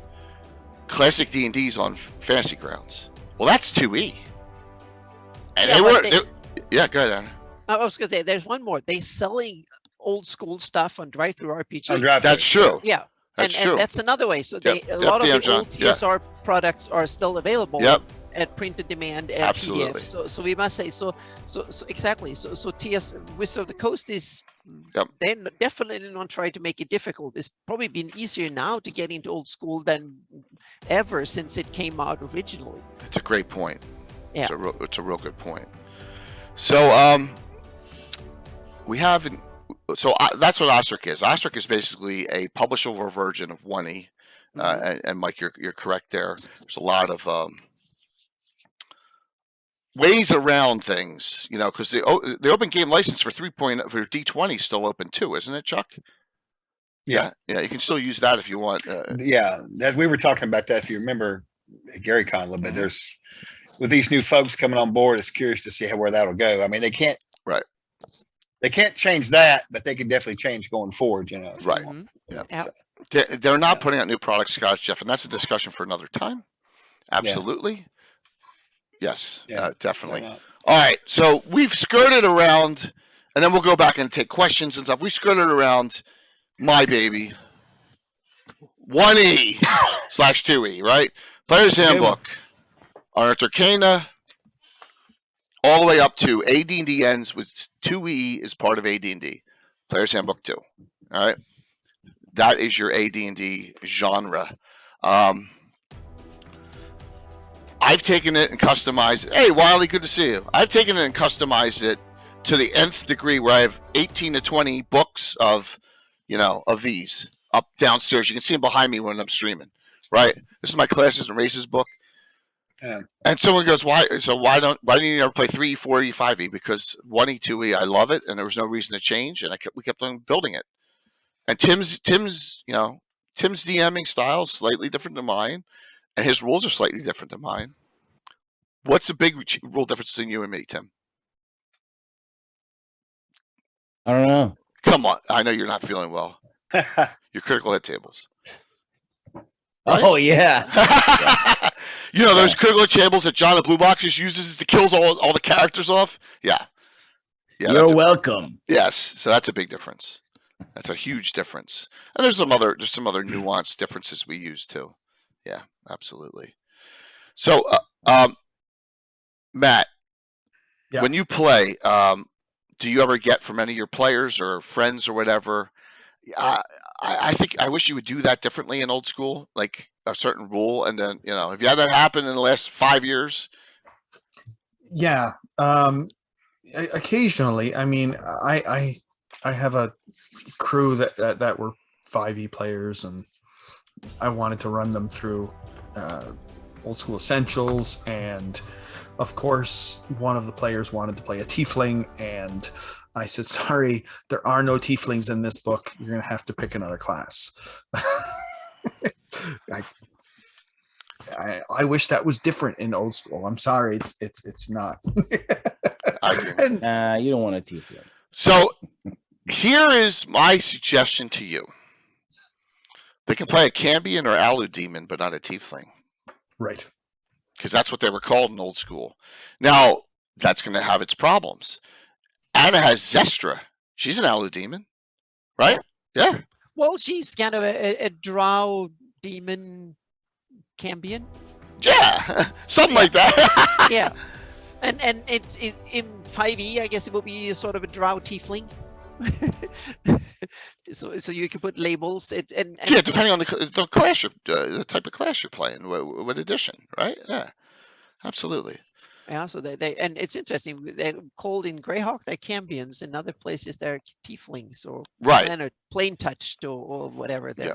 And in a way, I like it that different settings call similar things different names, because that gives the names and then how you label things are part of culture. So I think that in the fantasy world, I think it's cool that Greyhawk has they call a lot of these things Cambions, and in other fantasy settings, it's thank you, Kai. Touched or something. So yeah. Right. Different cultures have different names for vampires. Yeah. Mm-hmm. Yeah, like Thrommel. I'm sorry, I shouldn't have gone there. Yeah. So, Chuck, Anna, any other rules that you've had that people like? You had someone drop out of your game, didn't you, Anna? Oh yeah, we had a because I started this campaign with PF2 as a test to use Pathfinder 2, and there I think there are two variables that I think are important. The rule system is of course a base for it, but then you have the play style, and the play style and the rule systems are two parts that can be, one could switched out, so to speak, and that gives very much the play experience. And for some players, the rule systems is the big part of that experience. For other players, it's a much less significant part of it, because for some players, it's how you interact around the table and stuff means a lot. But for some players, the actual game mechanics are way more important. And because some people, I think some role players, they play the game because it is a game where you can roll and you can succeed, you can get higher pluses on things and stuff. The game mechanics means way more for some players than it does for other players. Some people see it as improv with some structure to it, and the rules are very unimportant, so to speak. Now I'm putting people out on the fringes. Most role-play gamers are somewhere in the middle, that rule system is one vital part, but only one part. But there are some people that rule system is very much more important than for other players, and that's something we have to respect, so to speak. And then you have the game style, and for that I see, meaning what is the focus of the game, and also how do you interact around the table. That is kind of, and meaning, is it like one shots where you have it, or is it long campaign arcs with deep world building and stuff like that, or is it just to have fun and slay some monsters and go on to some other bits? So the rule system is one vital part, but it's, I think we also need to acknowledge that it's way more vital for some players and DMs than for others. And yeah, that was one of the points I wanted to make. That's a great point. That's a good point. It's a very good point, because one of the DMs that I play for, we have both the 1E and the 5E game, and he plays when we're playing both. There's times when I forget which system we're playing, because he runs them in a similar way, and that's a good DM, because then we're not focused on the system. Because his style is consistent no matter what system he's using. Yeah. And I can tell for myself, game systems, rules, mechanics were way more important back in the day than it is now. And that is the shift that I've done the past 10 years. 10, 15 years Absolutely. ago, I was so into 3.5 Pathfinder Crunch, and I never thought I would see the day when I see that, oh, I don't want half of that crap, so to speak, anymore. So I've evolved in different ways. I was going into the rabbit hole very happily, and then some organized play later and stuff, I saw that, no, this is way too much, and I'm getting older, I don't want to do it. So I'm reframing my idea of the importance of a rule system and what I want out of it, so to speak. So I've definitely evolved. And if people are like wanting something to get into the old school style of playing without necessarily leaving their system, there are a couple like really good guides I found out there on how to play the old school style. And just like, I'm thinking of the little document that I used, Principia Apocrypha, elementary axioms and aphorisms on running and playing tabletop old RPGs in the old school style by Milton and Lumpkin. It's just 30 pages. You can find it online, and it's just little bullet points on how to play old school style, rules without any rules, and that was helpful for me. Yeah, great idea. Yeah. So, couple questions now. If we're talking 1E, 2E, Michael Zudrak brought up and I can't show it. I guess I could, but it would be a nightmare. Let me see if I can do this. So he's talking about, all right, well, you're all getting this. I hit the wrong button. If you play old school, this is what's going to happen to you. Yeah, exactly. That, you're in trouble. You can miss. Thanks for the lick. This man and his buttons, I swear. Sorry. Oh, don't be. That was the ever mysterious Tim for awesome. the mongrels of the putrid tongue. Yeah. So I did swear I hit that wrong button. So Michael asked, what about the cascading D&D levels? And hey, Cyber, That is a true thing that you need to resolve in 1E, 2E. That really is a problem, and I want to show you what I did here. And this is a let's try and listen to my players. So we came up with a neat idea, and I think it works. Let me see. I'm trying to get Dungeon Master's Guide up here real quick. Give me 1 second here. Is it just because Michael? I want to answer this question. Dungeon Master's Guide. Okay. All right. So let me see if I can get to the table in the middle here. Oh, went too far. What's it like? 8? It's like right here somewhere. 102? Is it 102? Oh my God, I can't remember. See, there's so much crap in this book. Yeah, there's so much shit in this book.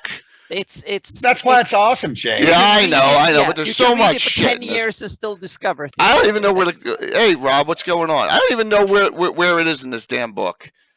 I got to go to the front page. Anyone know what page it's on? Oh my God, the combat tables. I'm not even sure. It's been 100 because I don't have my screen in front of me. Combat tables. Anyone know? Combat tables. Combat. Oh, you mean the Thacker tables? Yeah, Thacker tables. Oh, gotcha. How much longer are we going? We're going at least till 9 o'clock, Rob. So we'll be here. Need to look at this. Thacker tables. Oh my God, I know it's in this book somewhere. You search in PDF. Will that work if I put Thacker into PDF there, Mike? You might do it. Yeah. I know it was right smack when you open the book. It's like right smack dab in the middle. There it is. Hey, here we go. Okay, I found it. Yep. The 74-75. Yeah. Mm-hmm. Oh God. All right. So I remember that. All right. Yep. So here's the issue. And also we have Lela Kafka did make a scaling for higher levels for the monsters. When you go here in the Thacker table, I'm not trying to poke anyone's eye out here from 5th who plays 5e. Don't worry, I'm just I can calculate this no problem. Here's the issue: these 620s in a row. All right, did you see them?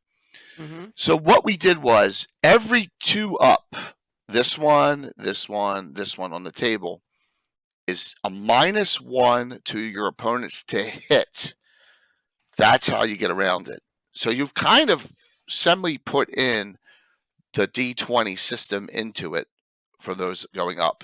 So say I'm fighting -10 armor class and I'm a 9th level fighter. 9th level fighter, -10 armor class. It's only up here, so it's a -1 on my to hit roll. That's how we handle it. So, here comes Time Lord's wife too. Hope you guys had a great game. Thank you so very much. Very kind. Yeah. That's what I do, Michael. Hopefully that explains it. And we came up to that because I can't convert over to the D20 system after all these years. I can't. I'm pig-headed. I'm not going to. But so. To me, that's one of the most obvious because it doesn't change anything mathematically. It just makes it simpler and everybody gets the same chance to hit anyway. And to me, when I saw 3rd edition, it was like, yes, that's how it always, meaning how could someone come up with it backwards, so to speak? It's one of these, to me, obvious once you figured it out. Yeah, and that's exactly, and it works. Now it works. And that's just what I do. Yeah. There was another, go ahead. I tried that. I legit gave Thacker a chance. I did.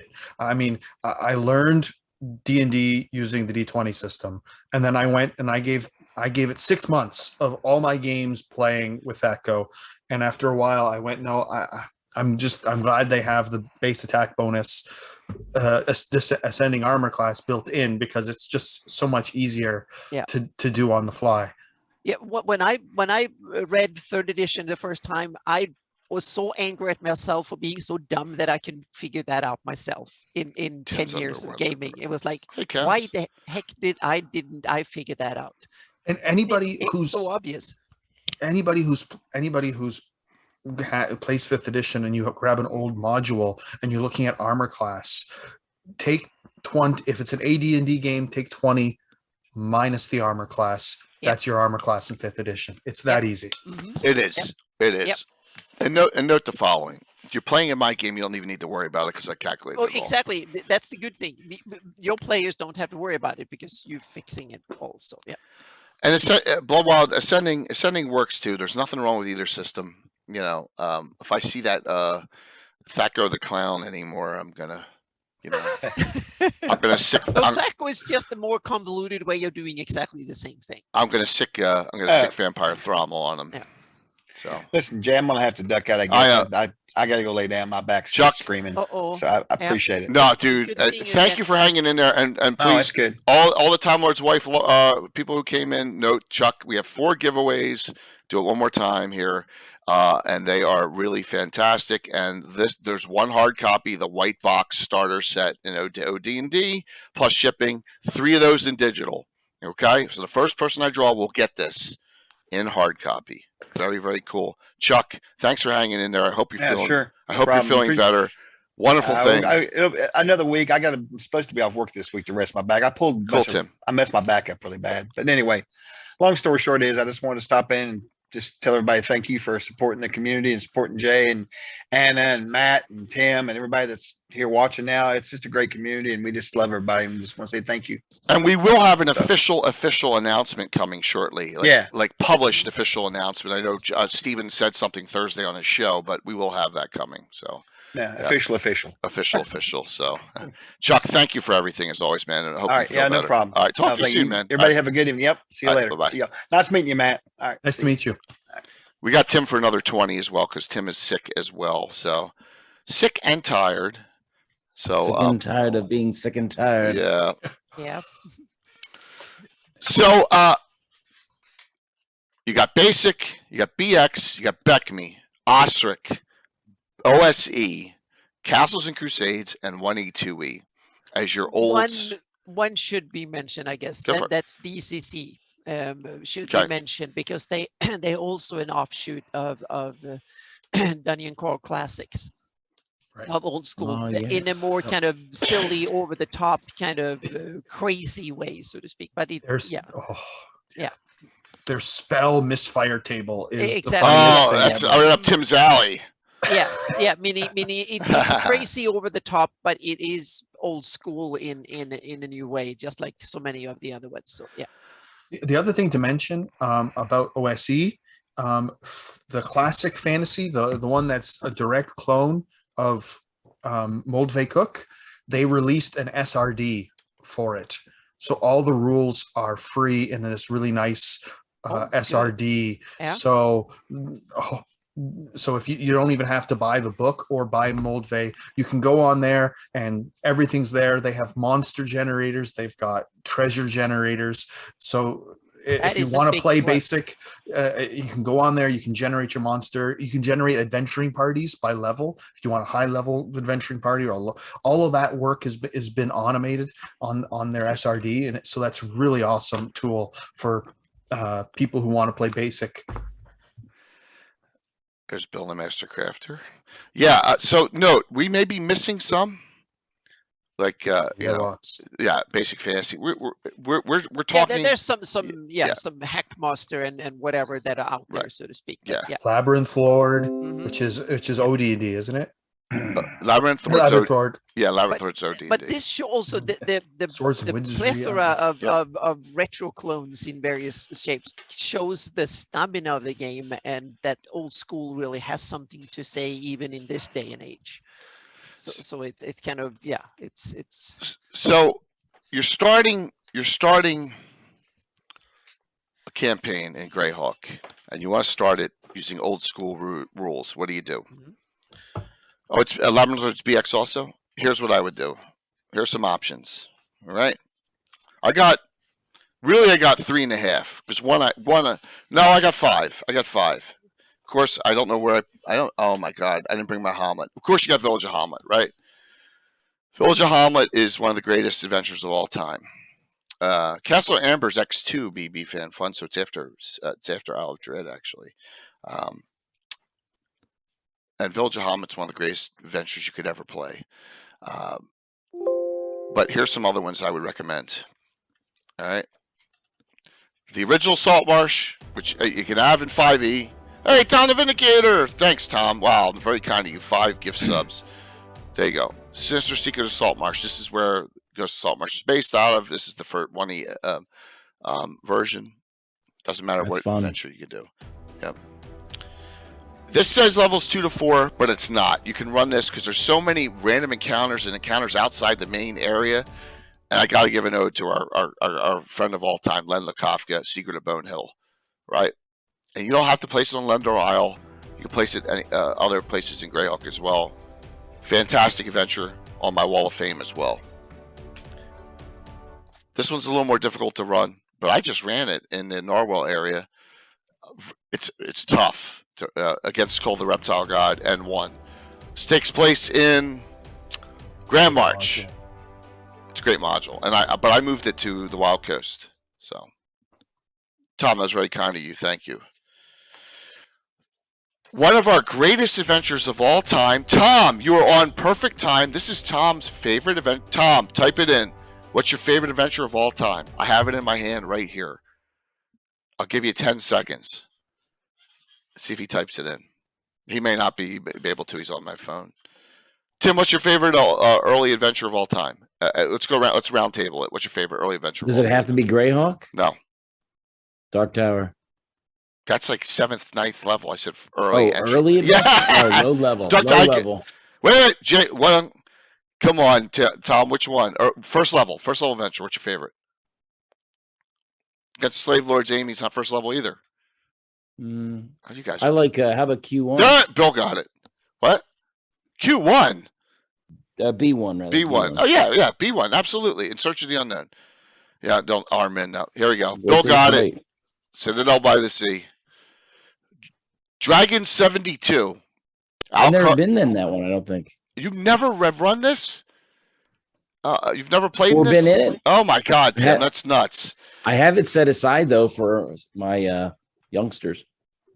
What a great adventure! Alcard, the Elf Slayer Spear, really fun. Won an award, and it's like I said, get a copy of Dragon 72, and you have the adventure Citadel by the Sea. Matt, what's your favorite first? It's going to be Night's Dark Terror. This is such a great module. There you go, great one. It's so fun. It's what's great about it is you could actually take this and chunk it apart and fit other modules in between the different sections of the story. It's such a good fun adventure. Kind of like what you're supposed to do in Hamlet for T1 through 4. Because if you don't do it, or the U series, because they're so far apart in levels. So that's cool. Just one adventure in itself that you can chomp apart. Very cool. Excellent.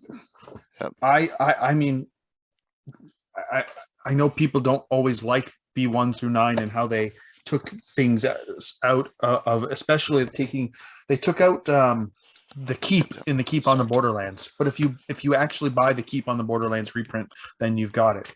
But what I really like about that B1 through 9 is they take those 9 modules and they place them in a decision tree that your players, depending on what they do, go to a different module next. And I think that's a really neat way, because that means you could run this a couple times through and you play a different set of modules each time. That's awesome. Tim is under the weather, everyone, so cut Tim a break too. Yes. Ever mysterious is ever sick. So Anna, I know you said Hamlet, right? Is usually Oh yeah, definitely. Yeah. And in this case, I think it's even more motivated than usual because it is written as an introductory adventure, and it's also well grounded in the setting, and it's also kind of a little sandbox. So I love it for all 3 reasons. Gary Julian. Hello. Gary. So I'm gonna say, for me, because I loved Len, because he's gone, and because it's Bone Hill, and because the cover, there's monsters in here, the Skelter and the Zombire that are used to this day, that are only in this adventure. There's such unique stuff in this adventure that Len created. The Church of the Big Game, all sorts of nutty things in here. It's basically almost a setting. So I'll give my shout out to Leonard on this one. That as far as entry level adventures, yeah. Now I love Citadel by the Sea too. I love it, but I'll give we'll throw Leonard the bone there on the Bone Hill. Yeah. So here's a question from me as someone who's who plays old school for my kids and occasionally. What are the top 5 best old school modules that modern players gotta play? We've said like our favorites, but our favorite basic mod. What are the best ones? Top 5. Okay, so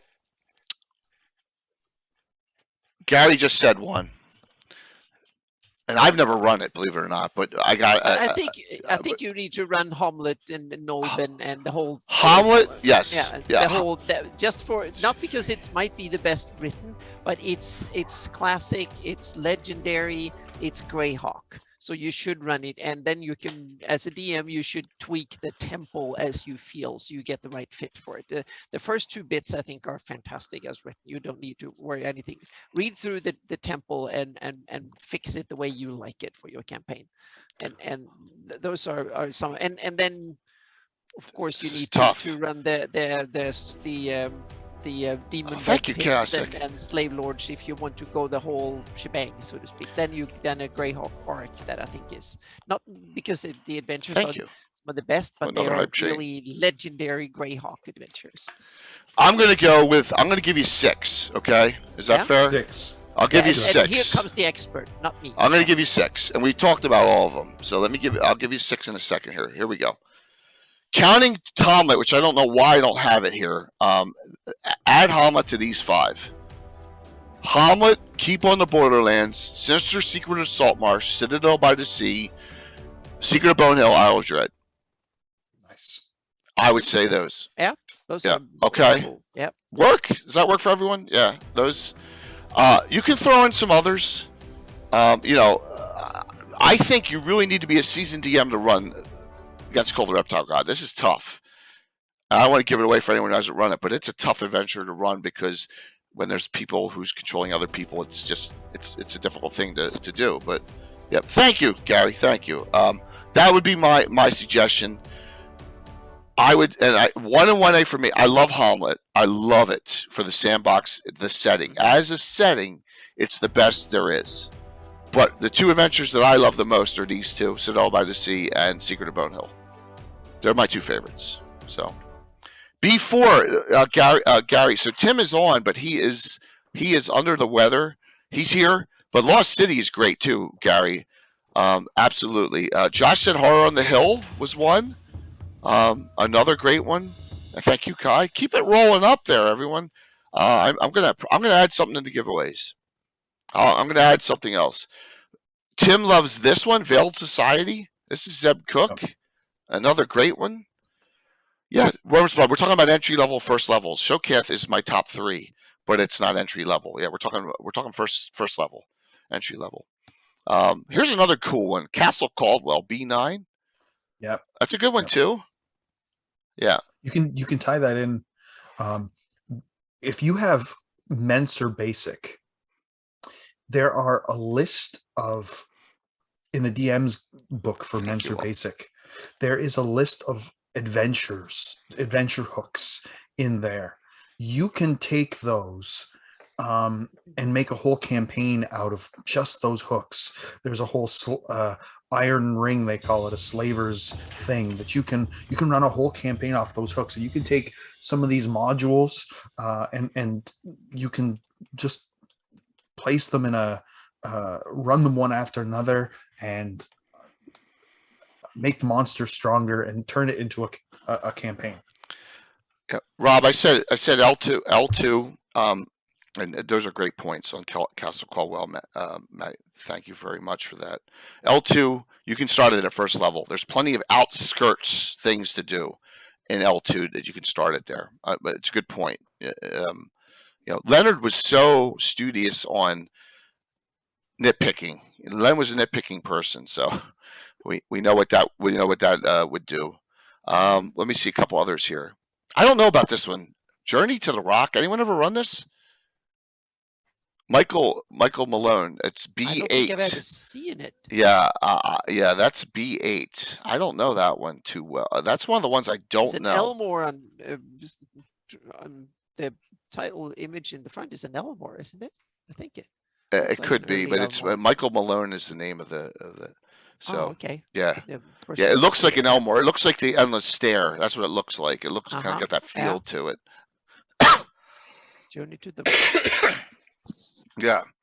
So, Dwellers of Forbidden City is not first level to either, Tino, right? It's not a first level adventure. It's a good adventure, but it's not first level. So that was a great question, Matthew. I really appreciate that. Yep. Really a great. I don't think is Xanath on that too. Haunted Halls at Even Star is a good low level adventure. Yes, it is in Forgotten Realm 2. You're absolutely correct. It's been highly reviewed.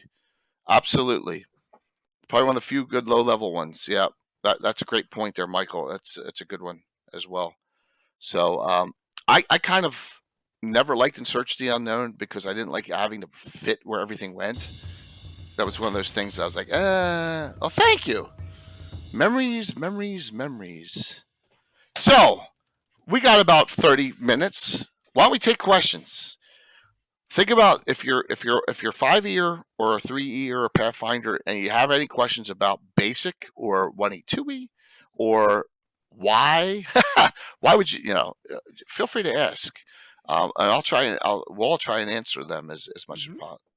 Yep. Stop buying the Beckme and BX modules once you start playing with Scott Chef. I did the same thing. So I didn't play. I only played Veiled Society because Tim ran it for me. I played Palace of the Silver Princess because Tim's dad ran it for me. I agree. I was collecting 1e, 2e modules at the time. A lot of us were. Plus, Dungeon Magazine just came out, and there was a ton of stuff in Dungeon. So. Ever run C3? Is that Lost Halls of Castanamir? If that's what it is, the answer is yes. Thank you for that second hype train. All right. We'll do a 5th giveaway.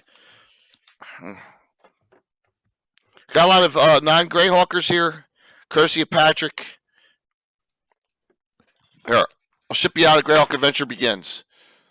So you can find out about this. Find about the setting we're always talking about. Sound good? That'll be giveaway 5 for tonight. Does that work? No, for the second great hype train. My brother is in BX. I'm just not Greyhawk. Me. Yep. So, any opinions on Hackmaster? Good question. Matt, any? None. I know of it, but I don't know enough to comment. So I think that Hackmaster was pre-Pathfinder, I think it's old. Pre 3.0, and Hackmaster 4th edition. Mike said was neat. My guess is that I think they ran into some licensing issues. They really overstepped their bounds on one of the adventures they published. Was the word that we got. It's tough on the GM system, and it got back to the roots. I think it got back to the hack and slash roots of D&D. So I honestly I never played it. I always looked at it and was like, it was Kenzer, right? Yeah, I think so. Was it Kenzer? Yeah. I know that unfortunately Jason Zavoda, who passed a few months ago, had connections into the Kenzer people and would probably have known a bunch about it. So, but I honestly I don't have. Tim, did you ever buy any Hackmaster modules?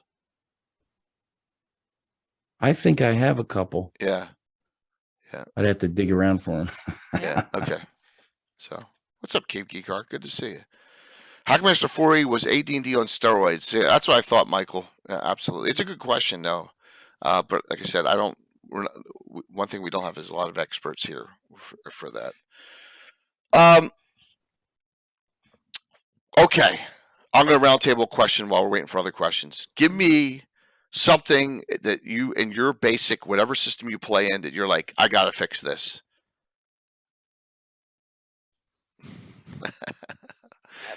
First in obvious your old is school. Thaco. It was Okay. Thaco. So I'm so glad that they fixed Thaco. That was the biggie to me. All the other stuff I can actually live with, and you can tweak it. That was the big. And there was one other thing that kind of to me was terrible back in really old school, and that was that clerics could only use blunt weapons. That was some sort of, I don't know who came up with that idea, and that was kind of, that was it. And the first DM we had, he was adamant about it, and there was no reason to it, and it was just, to me, it was just dumb. Yeah. Those were my caveats back when I played it. Those were the big ones. That was the convoluted Thaco that I was not smart enough to figure out. I just saw it was difficult and I couldn't even figure out how to do it right. And that the clerics were the weak ones in many ways back in the rules back then. I think they were kind of they needed to come of age, and they did that later.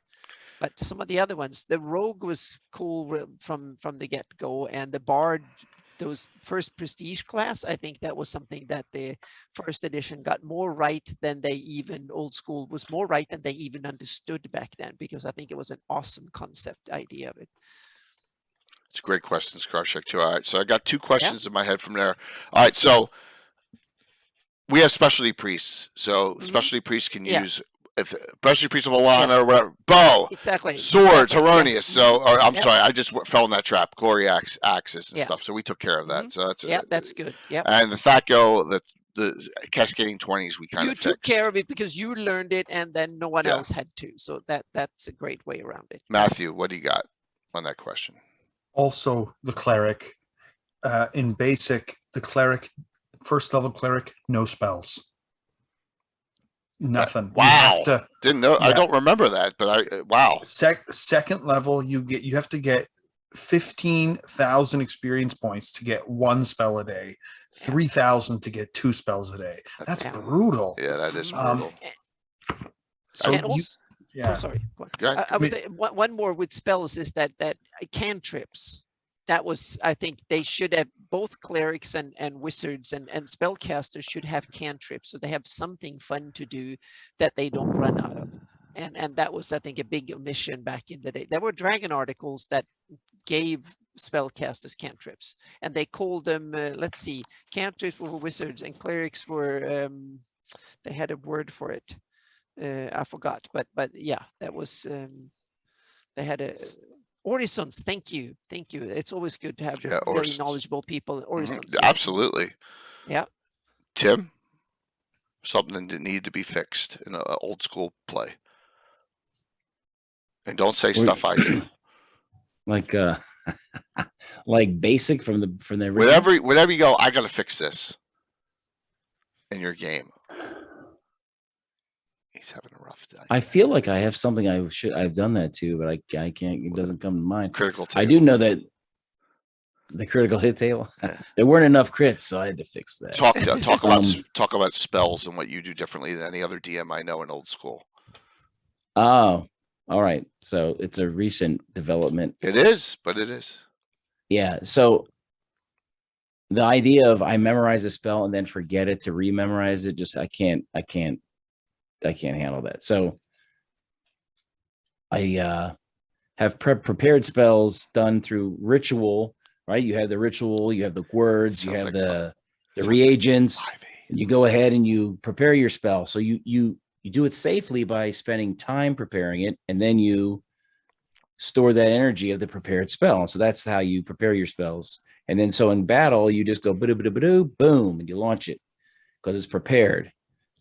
And of course, if I interpret it that way, then I have to say, well, what if you didn't prepare it? What does that look like? And these are the new rules where casting a spell on the fly, where you're trying to do all of it, but now it's not safe. Now you're trying to make it happen now. Right. So there's a roll involved, and there's a lot of chances for mishaps and miscasting, and other bad things can happen. But it also, if a wizard knows a spell, you know the spell. It's just that to safely use it, you have to prepare it, then it's ready. And if you just decide to wing it on the fly, you run the risk of having things happen, which a lot of my players aren't doing, but I wish they would. You also roll for crits and fumbles on spells too. Right. Why should fighters be the only ones to roll for fumbles and crits? Spellcasters should too. Very, very unique.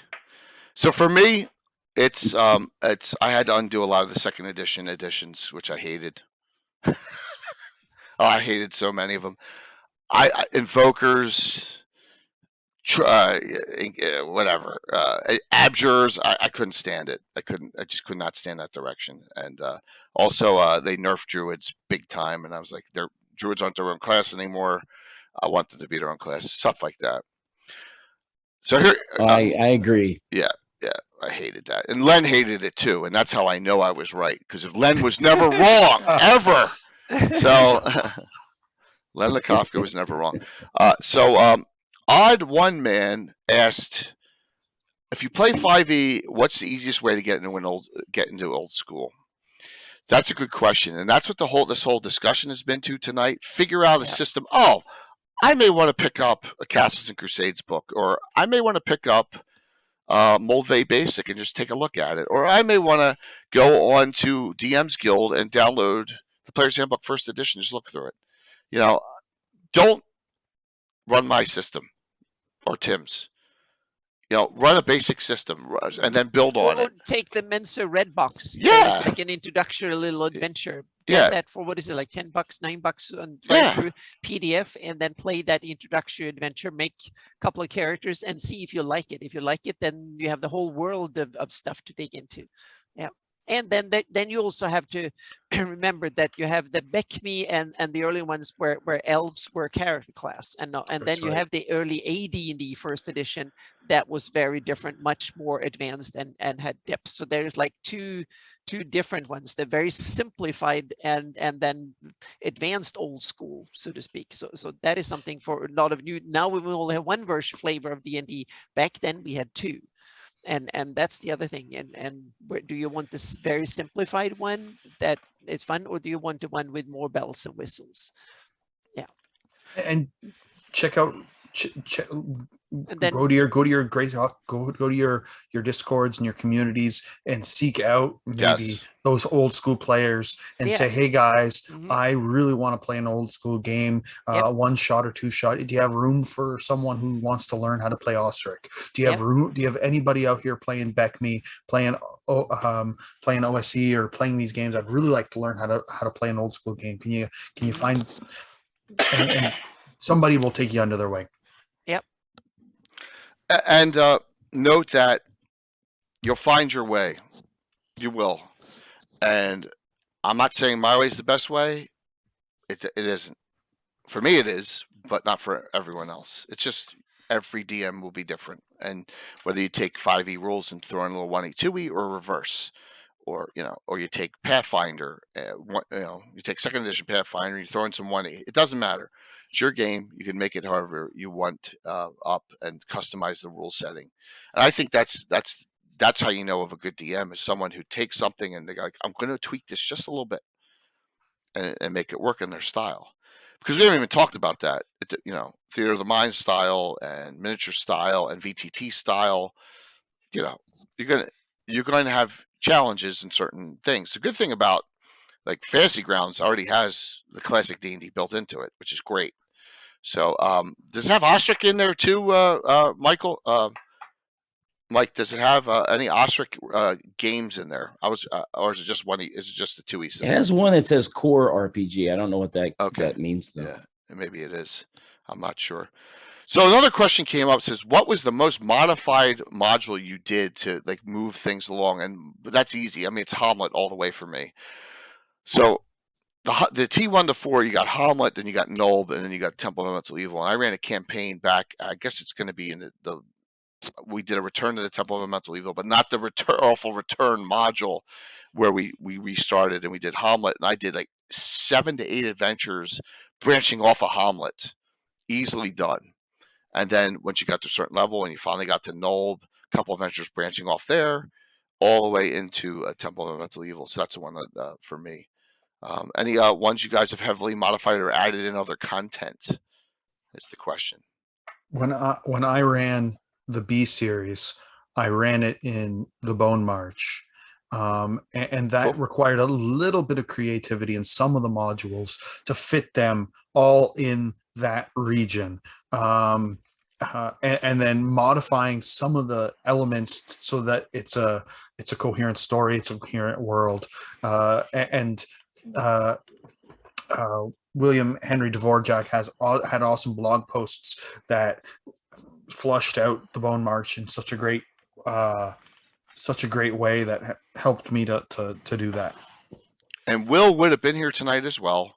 He apologizes. I forgot to mention that early on. But tonight was the night. Bias t-shirts. Yes, really cool ones. I just linked him.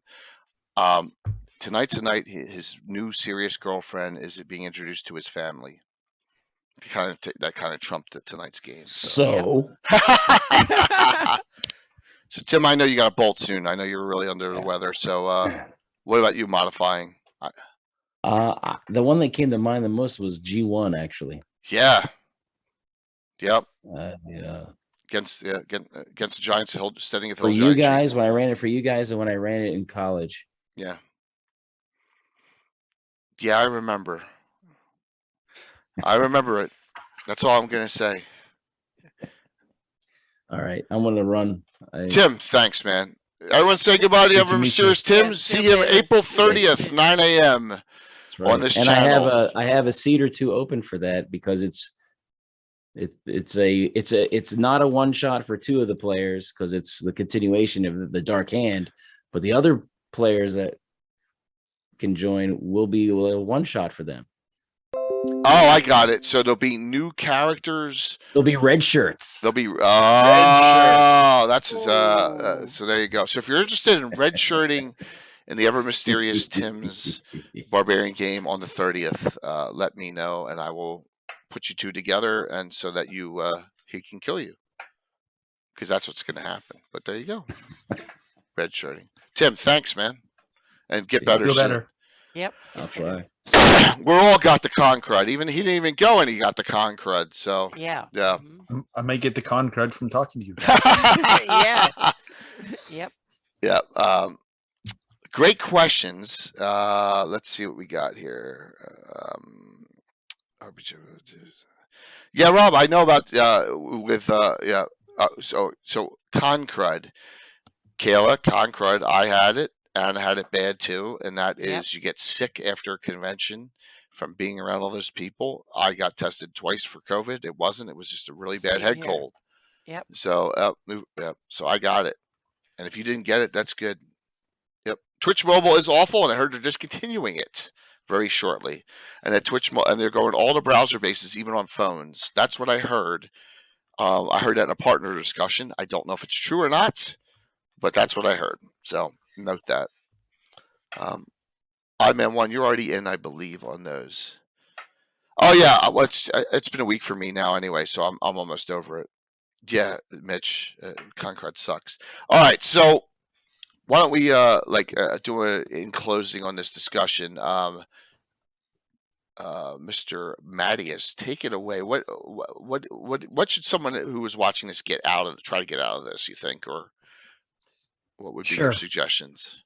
So if you're a 5e player and you're looking for old school play that's simple, that's easy, there's lots of options. I chose Old School Essentials because the presentation is clear, the rules are clear. It allows for some modern elements like a basic attack bonus and ascending armor class.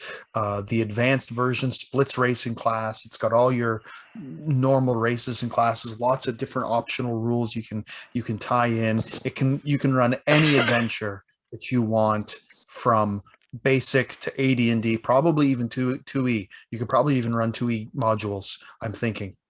I'm sure. Sure. 5e was simple, fairly easy to.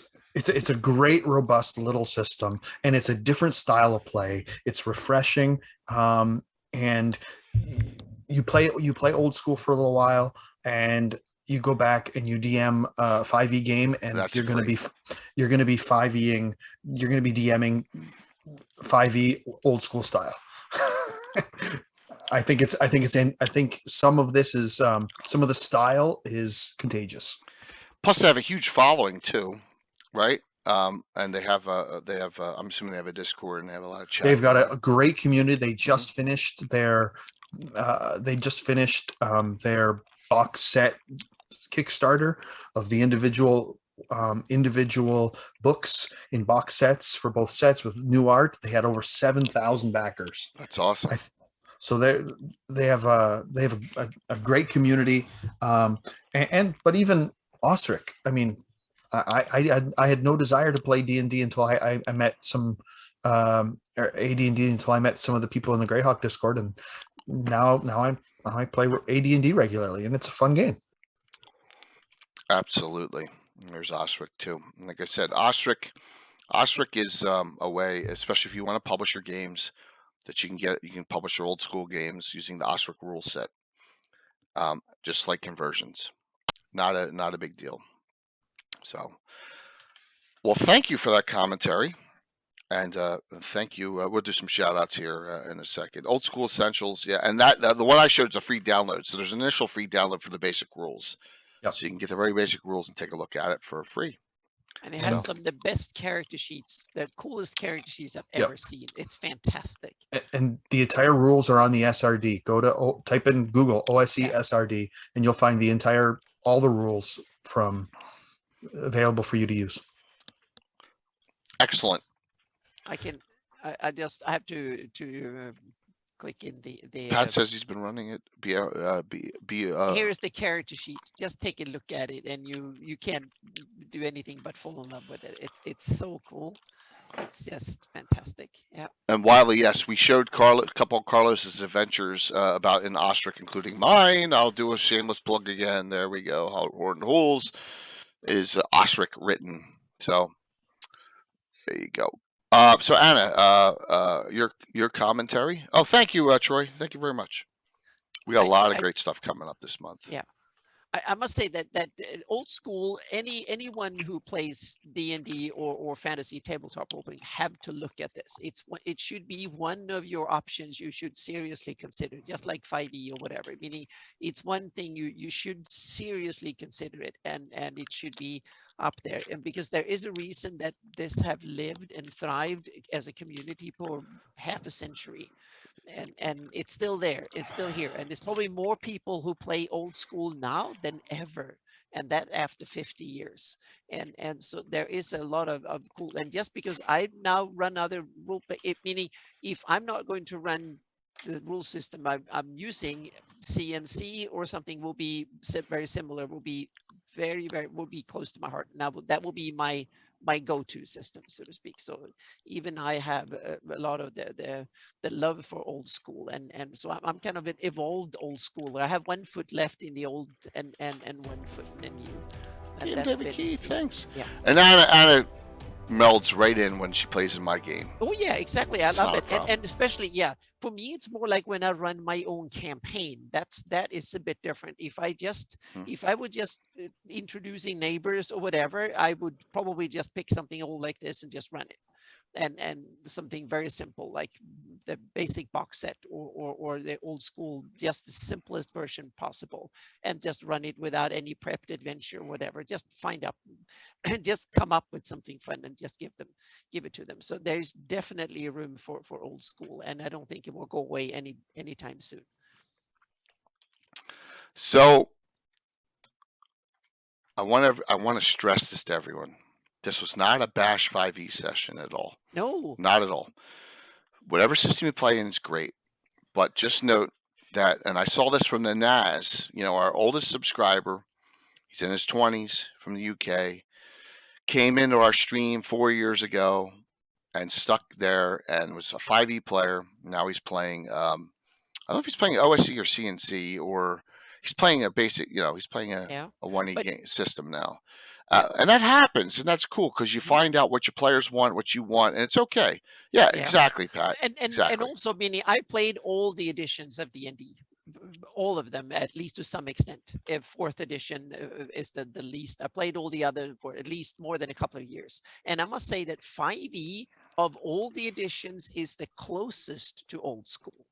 Meaning third edition and fourth edition were the big escapes out away from old school in some ways. And then 5e was very much back to basics, was in much. So third edition and especially fourth edition, I think, are the biggest offshoots, so to speak, in that sense. 5e is much closer to old school than third edition or especially fourth edition is.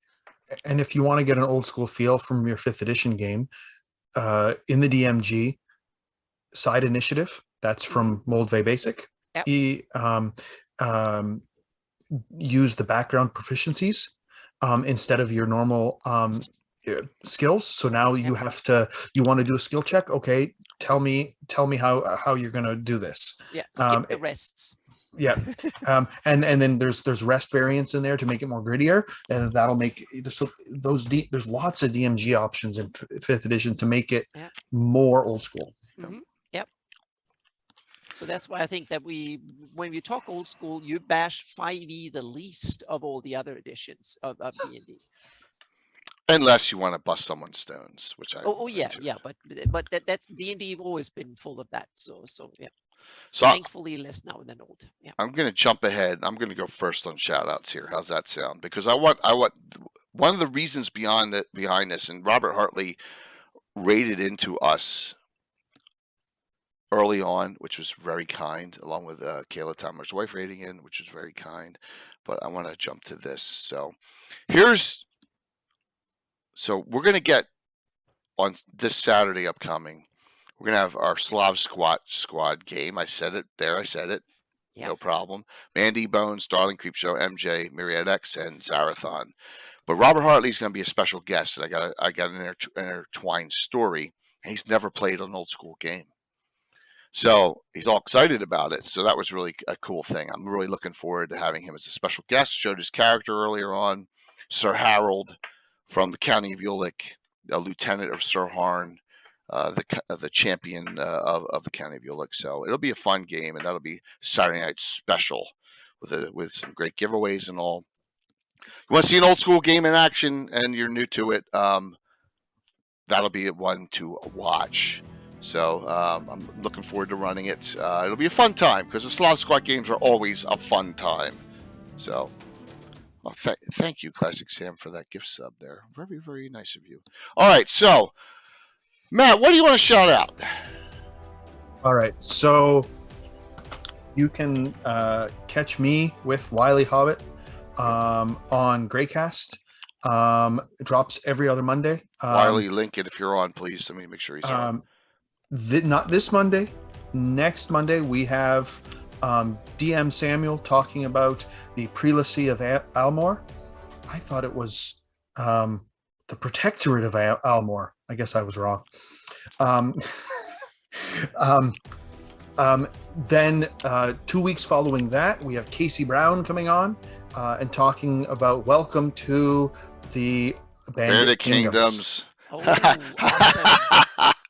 And 2 weeks after that, we've got myself talking about how to do Greyhawk for kids.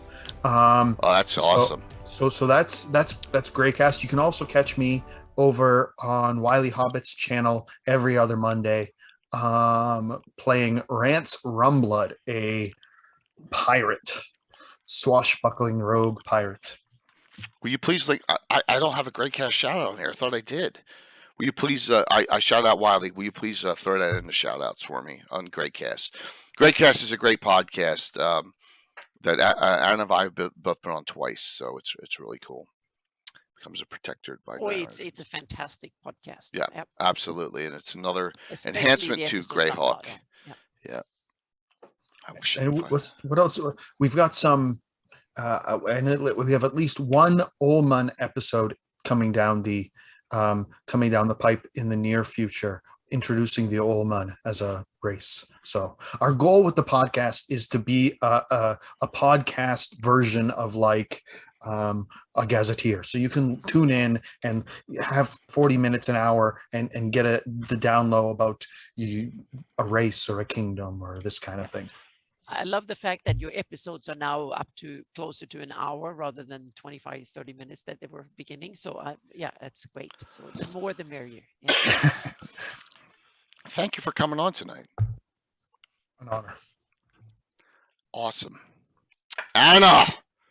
Okay, I had my I need to bust some myths here because I had a game session today and the characters were leveled up to 4th level. Woohoo! So they're finally getting there, so to speak. So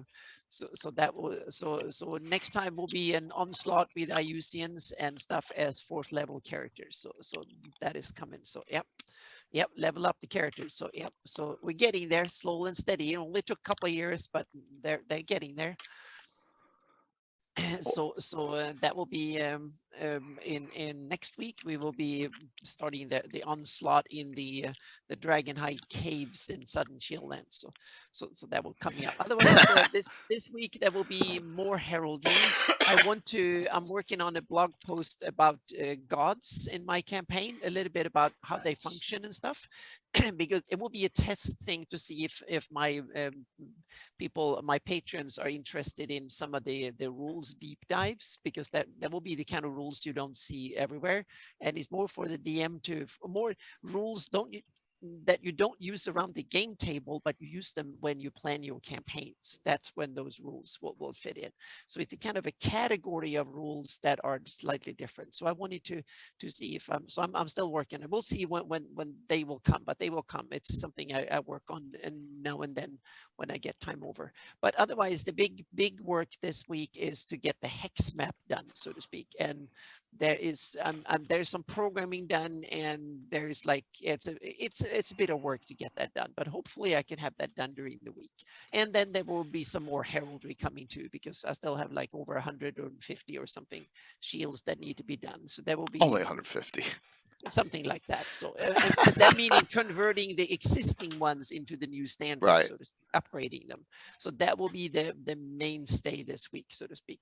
And then I might drop one or new of my own shield creations too, but we'll see. I will probably not spend that much time on doing that this week. So it will be the yeah. And then there we have some other stuff that Jay is going to talk about too. Well, yeah, yes. I think we may hold off to that meeting because they're going to Okay, decide yeah. the official. Yep. But wow. So we got back from GaryCon, felt like crap. Got through heraldry, legends and lore, and my game Thursday night. As Guitar said, I lost my voice right in the middle of the Well, right when we started. Like, I couldn't even we talk. kind of say we're sorry a little bit because I was under the weather that episode, but I had a lot of fun babbling about my heraldry, so I hope that it was interesting. It was So, great. It was a great Yeah. discussion. Here's what's going on in April. I'm going to burn through this, hopefully. Okay. Next Wednesday, as we start the week off, I got 4 streams coming up Wednesday. I got 4 streams every week in April, at least 4. Okay, my wife's going to divorce me, but that's all right. So, well, maybe not. Legends and Lore, Living Greyhawk Shieldlands with I'm looking Mr. forward to this Ananson. one. Yes, Yep. it's going to be a great one. I Mhm. know that's normal, our 8 o'clock time on Wednesday. Okay, that starts off the week. We finish up our adventure, Sorry. Theo's Heroes, Adventure 949 Investigation High Mile Tower. We finish that up Thursday. Reaper Miniatures giveaways that night as we start the month off. They're always first of the month. And that ties into this adventure by Scott Benny, Threshold of Evil for super high level. Turns out in this adventure, there's a whole bunch, Azarak Silverhawk and Lord Feller in here. I ran this years ago. And they just parlayed with him at the end, but they have all these simulacrums running around. We're about to meet. Lord Fell has one of his simulacrums running down the slope. If you saw Thursday night, it's an interesting adventure. Something's going on here, so I'm looking forward to running that, finishing that up. It'll be Thursday. Saturday we have our Slav. Oh, I went out of order. Way out of order. Sunday, April 24th. Ed Greenwood's back, everyone. I thought they were in order. Ed Greenwood, Eric Boyd, Eric Menke, and Anna. Deities of Greyhawk in the Realm, Sunday, April 24th. Okay, that's coming up. Yeah, we got Ed back. Next week's Gabbin. I'm holding off on the title because we may have a special guest. So I'm waiting to see if that special guest is going to be coming on. If they do, then we'll announce this. All right. A week from Saturday, I'm running a BattleTech game again. Second one I've run since I became partner. Actually, I wasn't a partner. Was I a partner last time? I don't remember. Maybe I wasn't a partner. Solaris 7 and New Recruits, Saturday morning, April 16th. I think you were a partner. Was I? Yeah, It was think so. close. I think you were just exactly. I think you were. And I said, very I'm going to recently run a partner. this. Yeah. So, Yeah.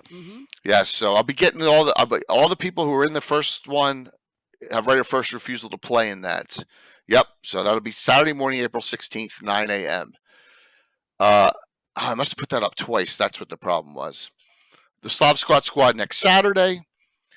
The 23rd, I have another new group. Stella Luna is going to lead it. Okay. I think I saw her on Stiletto Assassin, April Hills playing in it. Kat from Gary Con, Anna Dead and Glow is playing in it. And a couple other special people will be playing in that. That'll be another Saturday night special on the 23rd of April, 30th of April in the morning, Tim's game. There we go. Plus a whole bunch of other things going on that I just, it's going to be a really, really crazy month. So I'm excited about that. And I saw a question for Clarkson Turning.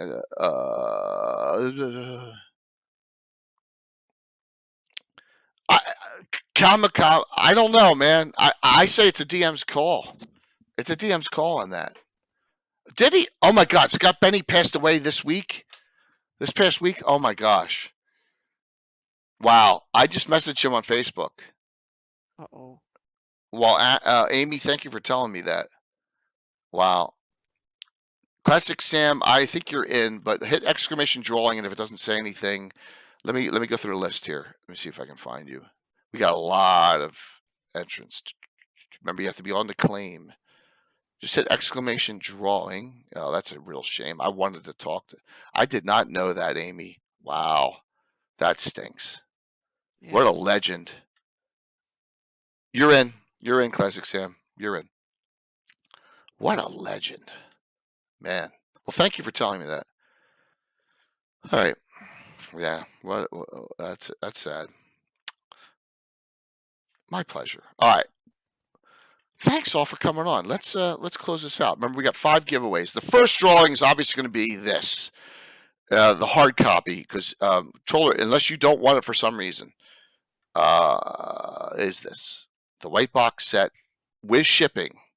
Okay, from Troller Games. Please note, Chuck being messed up with his back and all. Give me a day or 2 to get the codes. I will write everyone down who won. It's logged into. We will get. Promise we'll get them out to you by Tuesday. All right. Vamp, good to see you, Chad. All right, here we go. Oh man, thanks Alex for sending that to me. I'll check that out after the stream. Oh man, that stinks. I was so excited when I was running his, taking stuff from his adventure. Here we go. Are you ready? The first winner, the big winner is Pat 66. Grats. Cool. Pat 66. Grats on that win. Awesome. You get that box set. Very cool. Now, I will go through the next 4. If you want the adventure to begin instead of that in digital, just let me know, okay? All right. Here we go. Next 4. Scalagrimer, let me know. Gitano, I know you're going to want the digital of that, so I got that. Gitano digital, because you already have this. Scala. Cool. 2 more. Lowry 6850. Do you want the digital of that Troller Games or the adventure begins? You let me know. You just tell me, Lowry, which one you want. Yeah.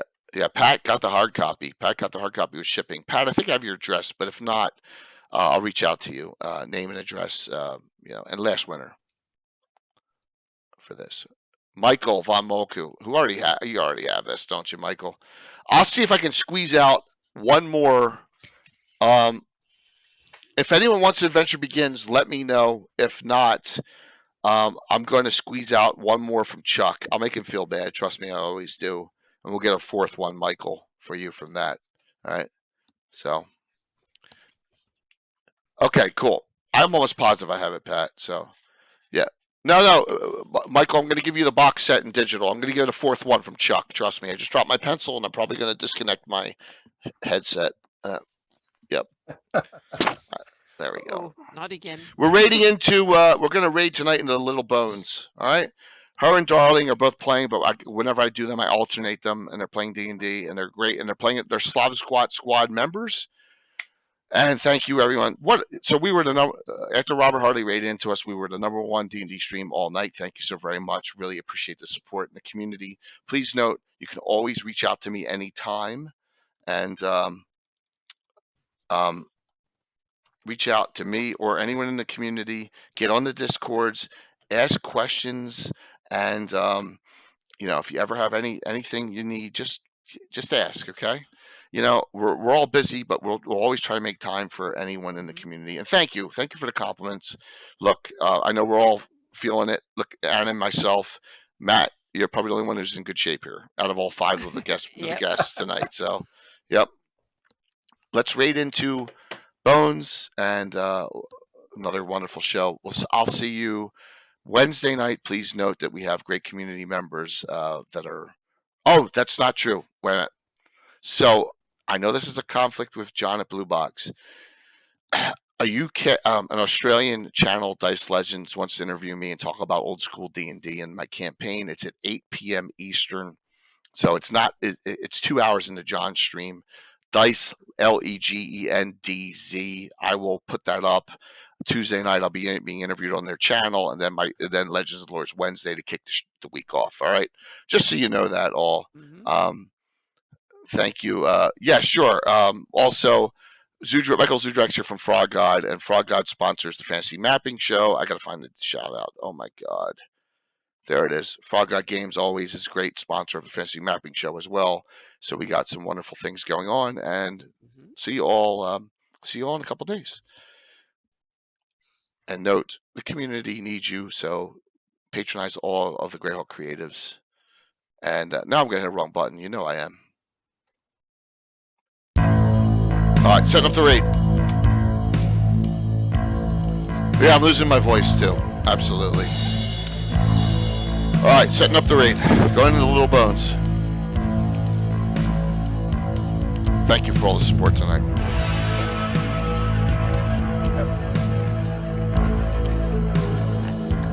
Oh, it's awesome. Wow, 126, 130, 132. Wow. 5, 4, 3, 2, 1, 133. See you during the week. Have a great one. Oh my gosh.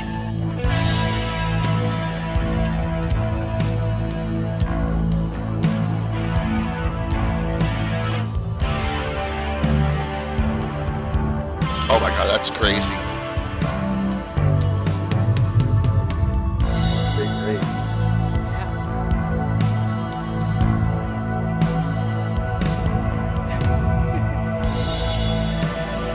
And I know they appreciate